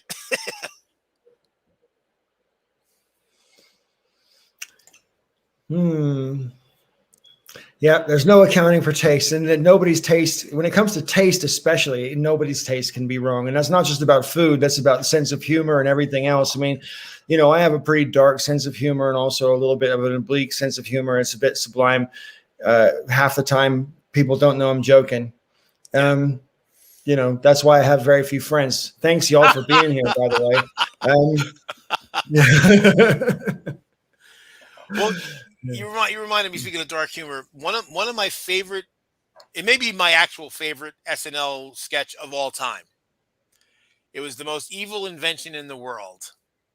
And so they have these guys, and they're very, very much comic book villains, like, and some person makes a shrink ray, another person makes a freeze ray, all the stuff you would see in popular media.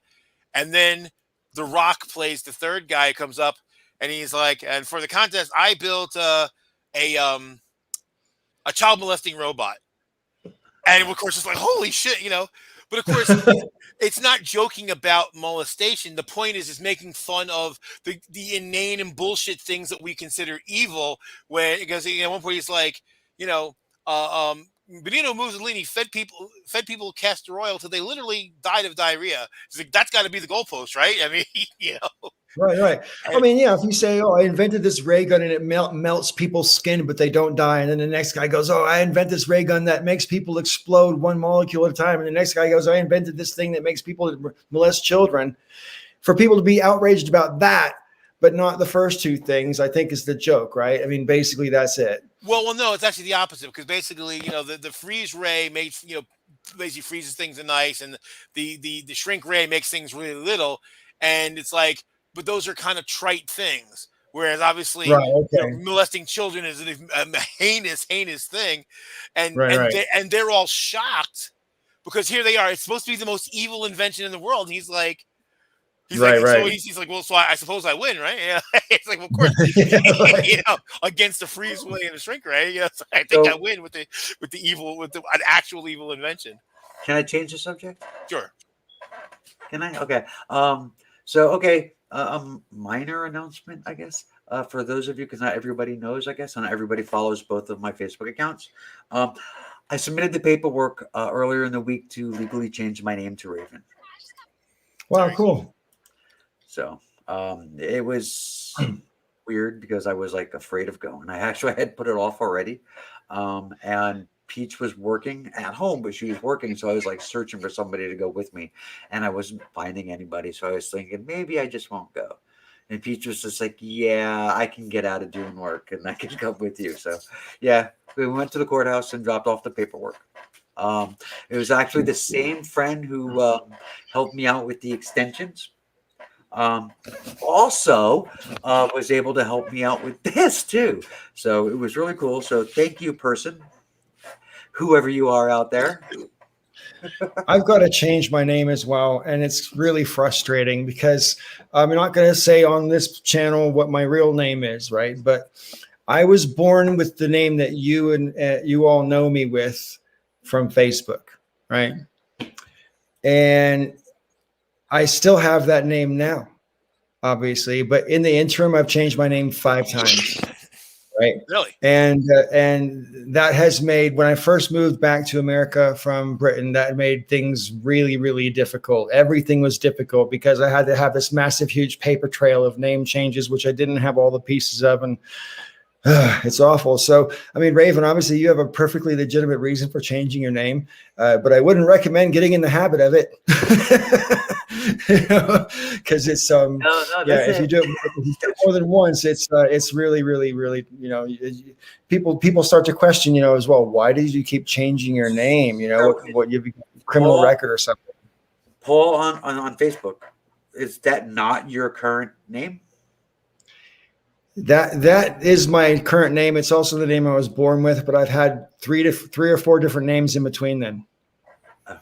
Yeah. So at least you're not like Variablast, basically trying to come up with the most offensive name you could come up with just to piss people off. That was a dude that needed to get punched in the face. He had a very good humanitarian reason for that, apparently, because he wanted to teach everyone that word really meant human. Yeah, it was the white dude that wanted to get away with saying that word. To be called that word. He eventually ended up getting arrested because he was on some college campus that he no longer went to, and so they trespassed him, and he made a big scene and got in trouble. All of us take a certain amount of risks when we put our face on the internet, right? And use stuff. And Variablast is a case in point. I mean, that guy put himself out there to a pretty large degree, and everybody could basically see that he was kind of crazy. And if I remember correctly, didn't he get someone either underage or just barely 18 sort of knocked up, and then they had this big, I don't know. It was a mess, man. I stopped paying attention to it because it was so messy. It was almost like watching Onision videos, but not quite as odorous as that. I don't remember any of that. I do remember him talking to kids in a park, and it was really creepy. Yeah. Yeah, Variablast was really creepy. Pretty messed up. Really, really crazy. And then ended up getting in even more trouble afterward. So but yeah, at first I thought it was just somebody who wanted attention, but then after a while I started to think that he actually there was something wrong with him. There is something wrong with him. And I don't say that necessarily in a mocking way. I mean, he was, Didn't he want to make his first name fuck you or something? Okay, first he changed his name from David, whatever his last name was. His first name was David, and I can't remember his last name, but he changed his name from David to Fuck Censorship. Fuck Censorship, yes. And so his first name was Fuck, and his last name was Censorship. And then he decided that wasn't strong enough, and so he changed his name to Mr. He changed his name. He changed his name twice. He changed his first. He changed his name to Mr. N-word Super N-word, right? And then he changed his name to and then he changed his name finally to N-word Atarian. And I'm not gonna. I wouldn't say it on YouTube for him, and I'm not gonna say it here for him. You know what I mean? I wouldn't give him the pleasure of it.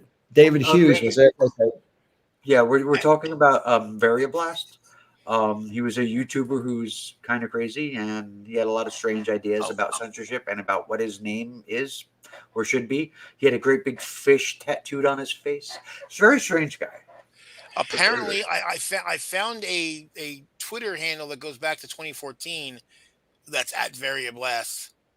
I don't know if it's really him or not, but Oh no, he Yeah. has an active YouTube channel right now, but he has very, very few subscribers, like a few dozen Right. or something.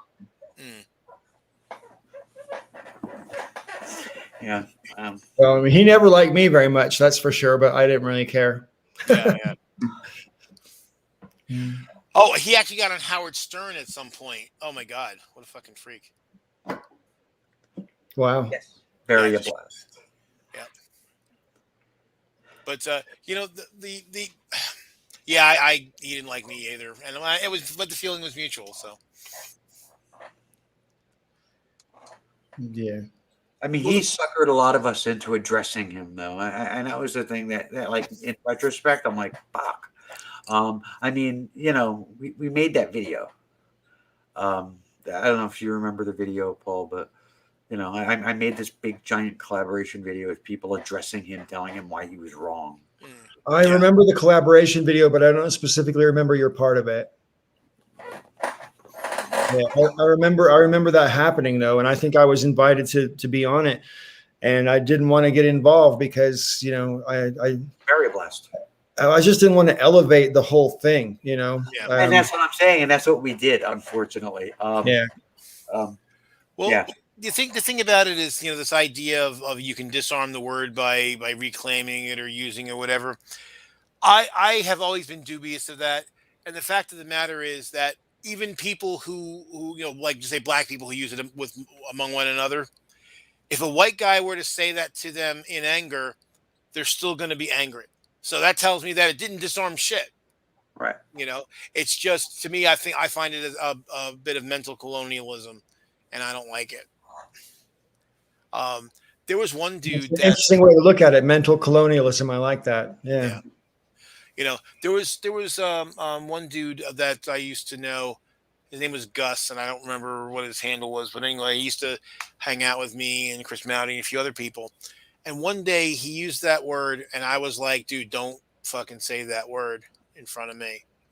And he got all indignant and was like, Joe, I don't like people telling me what words I can and can't use. And it's just like, oh, really? Okay. And I just dropped out of the chat. It's like, fine. Yeah, you're right. I can't control what words you say. I don't have to associate with you anymore then. And then he was stunned that I left. And I'm like, you arrogant prick. What the fuck is wrong with you? Like, you think that, just because you have the right to do something that I have to abide you doing it? Fuck you. Right.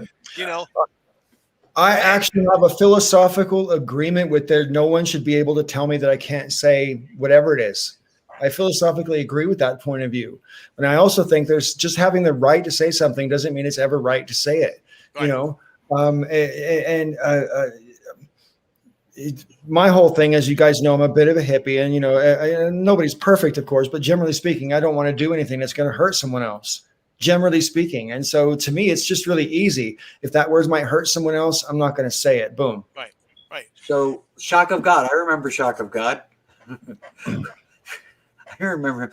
He was like obsessed with chemtrails. Right.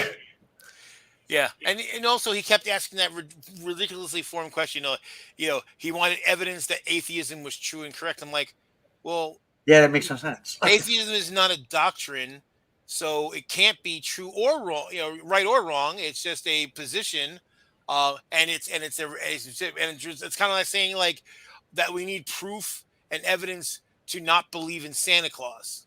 Well, I mean, I've actually responded, and he kept asking for years. He was asking that question, and just throwing it out there as if it was a gotcha. But I did answer at one point, and I said to him, okay, you want like proof and evidence that atheism is real. I don't believe in God. Done. Yeah. Well, he kept saying true and correct. So because basically he's trying to put the burden of proof on a non-believer, and it's like, well, yeah, if I make the claim that there are no gods, well, yes, and I want other people to agree with me. Yeah, then I have a burden of proof. But I don't have to take that position. I can merely say none of the God claims that have been made so far have convinced me of their authenticity. Yeah, I basically say I just don't think there are any gods because there hasn't been enough evidence to support any of them. Right. Now, that said, I tend to believe there are no gods, and that's based on the idea that every single god that we've been able to investigate, not only has the evidence been that they not they're not been evidence that they exist, but the evidence has been Scooby Doo. contrary. Yeah, that they've been Scooby Doo contrary. has So taught us that it's always a person. it's always a person, So I believe that what people think God is exists, but it isn't actually God. Or maybe that's the wrong way to put it. I believe that what people think is God, that the feeling that they get, I think is real and is based on I think humankind just has a natural sort of curiosity about the numinous, and I think some people fill that hole with a God belief. But that hole's there for everybody, I think, even atheists, and you will fill it with whatever, science, logic, whatever, Why? But why I like that. wine, yeah. Well, Yeah. yes and no, though, because I'll tell you what. One video that I want to do, and it was kind of inspired by Coughlin did this omnibus video answering every one of the questions that that I they say remember that. atheists can't answer. It was a great video. It's like 30 minutes long, but I wanted to pick the 10 most common questions, and I actually want to call the video 10 questions atheists don't need to answer. Because basically, I've really look. Maybe I would have found this more interesting when I was younger, but okay, I'm going to be 53 shortly, and I'm they're like, well, where did the universe come from? I don't know, and I don't really care. I want to do that. I actually want to do that. I wanted to make a video where all the questions and the answers to every one of them is, I don't know. Yeah, but I want to make the point that not only do I not know, I don't care. It's not actually relevant. If I suddenly knew why the universe exists as opposed to there not being a universe, would have no fundamental change in how I live my life or why I do what I do. It really wouldn't. It could, because you could charge people to come listen to you speak about why the universe exists. You'd make a fortune. Well, I could, but that's the funny thing is I wouldn't. That's the whole thing is I don't care. And so it's one of those questions where it's like, well, does it? I mean, I guess there's a tiny bit of intellectual curiosity, but not that much. Remember, we had that conversation with Amy about like those existential questions. Right. I don't care about any of them. Like solipsism, don't give a fuck. I was just about to go down that rabbit hole with you about solipsism, Joe, because when someone says, where does the universe come from? You might as well say it comes from me. I did this. And how are they going to prove you wrong? Exactly. He was here before you existed. Prove I didn't exist. Right. You know what I mean? I don't know where it falls as far as solipsism, but I mean, that's kind of something I've actually said to people when they talk about God. I'd be like, I'm more powerful than your God. I mean, prove that I'm not. I mean, I got more evidence that I am than the other way around. I can lift this mustard container. Prove to me that God can lift this mustard. I've yet to see God lift a mustard container. I'm far more powerful than any God that you could conjure up. Prove me wrong. Well, today, there was a question on Facebook that it was like, do you believe in God and the power of prayer? And I said no and no, and I saw your answer, nope and nope. And people were and again, it was always the faith thing. And I'm like, well, so it's the most ridiculous answer I've ever seen. It's like, well, sometimes the answer is yes, and sometimes the answer is no, and sometimes the answer is not now. And I'm like, that could literally that's indistinguishable from chance. Yeah. That's literally indistinguishable from chance. And then some of them say, well, God's will. I'm like, well, again, just something George Carlin said. Well, if it's God's will and he's going to do what he wants, what's the fucking point of praying? Why are you asking him? He has a plan. Why are you asking him to change his plan? Right. And the fact that God can say no says that he's not going to change his plan for you. So that literally means that praying is worthless. And secondly, if it did actually work, if God actually did change his plan, that would be cheating. Think about every job. If somebody prays for the job and they weren't due to get the job and somebody else was, they've now stolen that job away from the person who was supposed to get it. So that means same thing. Or in sports figures, they pray to win. Well, if the Mets were supposed to beat the Yankees, but the Yankees win instead because they prayed more, well, the Mets have been cheated out of their victory. But wouldn't that prove that God's not omniscient? Right, because he can be pushed around by any 2-bit idiot with a prayer missile. With a prayer, yeah. I mean, if he didn't know you were going to ask, What good is he? Right. Right. And I actually heard some people say, well, God knew you were going to ask. I'm like, so he put that in his plan. So then I don't actually have to pray because he already He knew. already knows. And also, and again, I keep bringing up, like, then why the fuck is God not helping the children that are being molested by anybody, let alone the clergy? I'm sure a lot of them prayed for help and prayed for that to stop, and it didn't stop. So, Yeah, I mean, and actually, sorry to go, but Vegas has, that right there. That, to me, that proves that there is no God. Why are shrimp so tasty? yeah, yeah. Well, and the thing is, What kind of God would make shrimp, make them so tasty, and then tell you you can't eat them? right. Well, and like I said to these people today, I'm like, isn't it convenient that God didn't have time for the rape victim or the child molestation and all that, but He had time to answer your like fucking bullshit bogus prayer. He had time for that and not for all the big shit. Like, isn't it lucky that God apparently only favors rich, wealthy countries and gives fuck all about the third world where Well, people I mean, are yeah, starving it's just, the kid with the fly larva in his eye. Fuck him. to death? But Dallas had to win that game. Yeah, it's the most arrogant and conceited, self-centered bullshit that I think you could come up with. That the creator of the universe is going to alter the events of time to serve your petty bullshit. So for the women's march, right after Trump got inaugurated, it was like the next day, I guess. Yeah, Yeah, that's whatever. right. The women's march. We went to Washington D.C. for the march, and it was pretty cool. It was fucking wild. But we're like, leaving. It was like towards the end of the day, and we're leaving. We're going to drive all the way back to Jersey, and we're in the metro, the train station there, and we were getting on the train, and I found it was like $150, $150. I don't know if Peach is watching or not. Found like $150 on the train. So we got off the train and we went and found a nice restaurant, not like fast food. We found a nice restaurant, and we sat down and we spent about $130 on the two of us for dinner. Nice. It was pretty cool. Yeah, it was nice. It was very nice. But yeah, I mean, there was no special magic in any of that. Somebody lost $150. Well, the other thing too that got me is like, because some I've had some people say to me when I said this, they're like, well, you just see it differently because you're non-believer. I'm like, I thought this when I was a believer.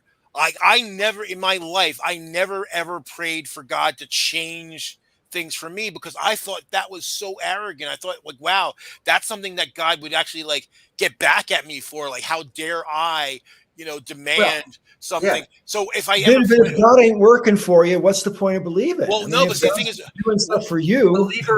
Believer or not, it's still like it's contradict. It doesn't make sense. I mean, right. does God have a plan or doesn't he?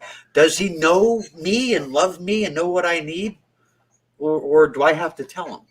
I think the unfortunate end result for a lot of people is they pray with all their heart and they pray and they pray and they pray and it doesn't happen and it doesn't come true and they become really disillusioned with the whole thing. Do you know what I mean? And I don't agree. They blame themselves. I haven't finished my point yet.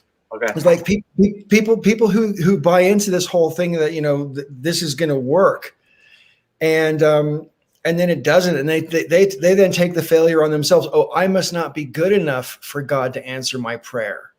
That's where I'm going. They internalize it rather than thinking, oh, there's no God out there answering my prayer. They say, oh, if only I was a better person, God would have helped me. So it's bad for them. Or a better Christian. Yeah. And Vegas, like, they just want to go to heaven. And isn't that it in a nutshell right there? I mean, it's all bullshit. All of it. It's all very selfish. It's all very self-centered. It's just like, it doesn't really matter as long as I get my golden ticket.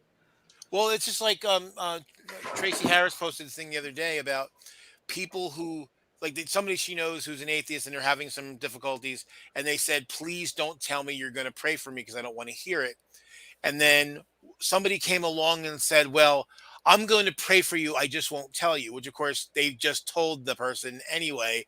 And that arrogance of like, well, no, I'm going to, and some people just flat out say, fuck it, I'm going to pray for you whether you want me to or not. And it's like, then you've made it not about the person you're supposedly trying to help. You've made it about you, that you're going to do this because you want to be able to pat yourself on the back that you've done something when you haven't actually done anything. 'Cause I've got a golden ticket. Yeah. When I was a fundamentalist Christian, we were told that God knows what we need better than we know. So if we were to pray and didn't receive something, I mean, I was never told that God was like a genie, Right. that it's like you pray and you put out your heart and your soul, and then he does whatever he thinks is best, and you just kind of have to accept that it's working. There was never like a guilt, like what you were describing. Yeah, it was more like I guess that wasn't God's will. So I don't know. Well, I guess the question I have though is then, that being the case, so what would be the purpose of praying in the first place? Because again, God's going to do whatever he already knows what you need before you know it. So it doesn't seem like there's any purpose to prayer. I mean, other than to commune with God and try to understand that would make sense. But to pray for something wouldn't make sense ever. Yeah. Around the time I listened to the song "Dead" by Voltaire, I just started thinking that, but it never crossed my mind when I was going to church and stuff. Yeah. How long have you been out of religion, Luke?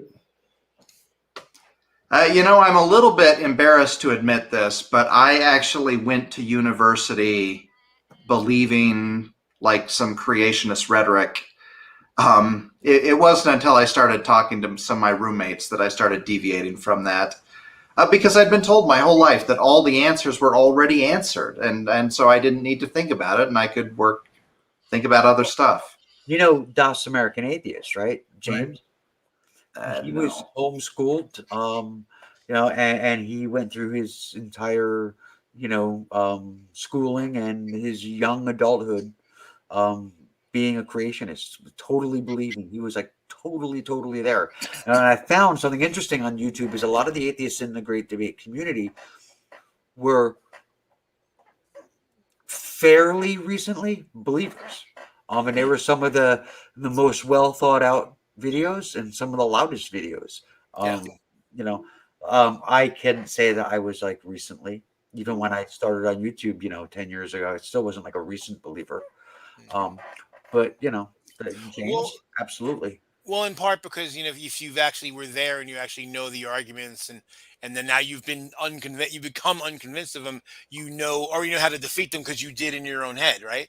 And that's one thing I found I found more videos by people who were never believers that were more likely to be in the mocking tone, more likely to just kind of try to tear the ass out of believers because like they never were one, and they act like it's an achievement. It's like, well, you were raised in a family where you weren't indoctrinated to be that, so it's not like you figured shit out for yourself. You just weren't one. One thing for me is my mom was a believer in the church, and my aunt and my grandma on my dad's side, they were always strongly opposed. So from a very young age, I had this sort of false dichotomy that either the church was completely true or it was absolutely not true. And I didn't really give myself a lot of room for gray areas. And so what really helped was meeting some liberal Christians at university, where I could have a more steady transition, where it wasn't like either the Bible is absolute garbage that should be literally burned, or God personally loves you. There's something in the middle.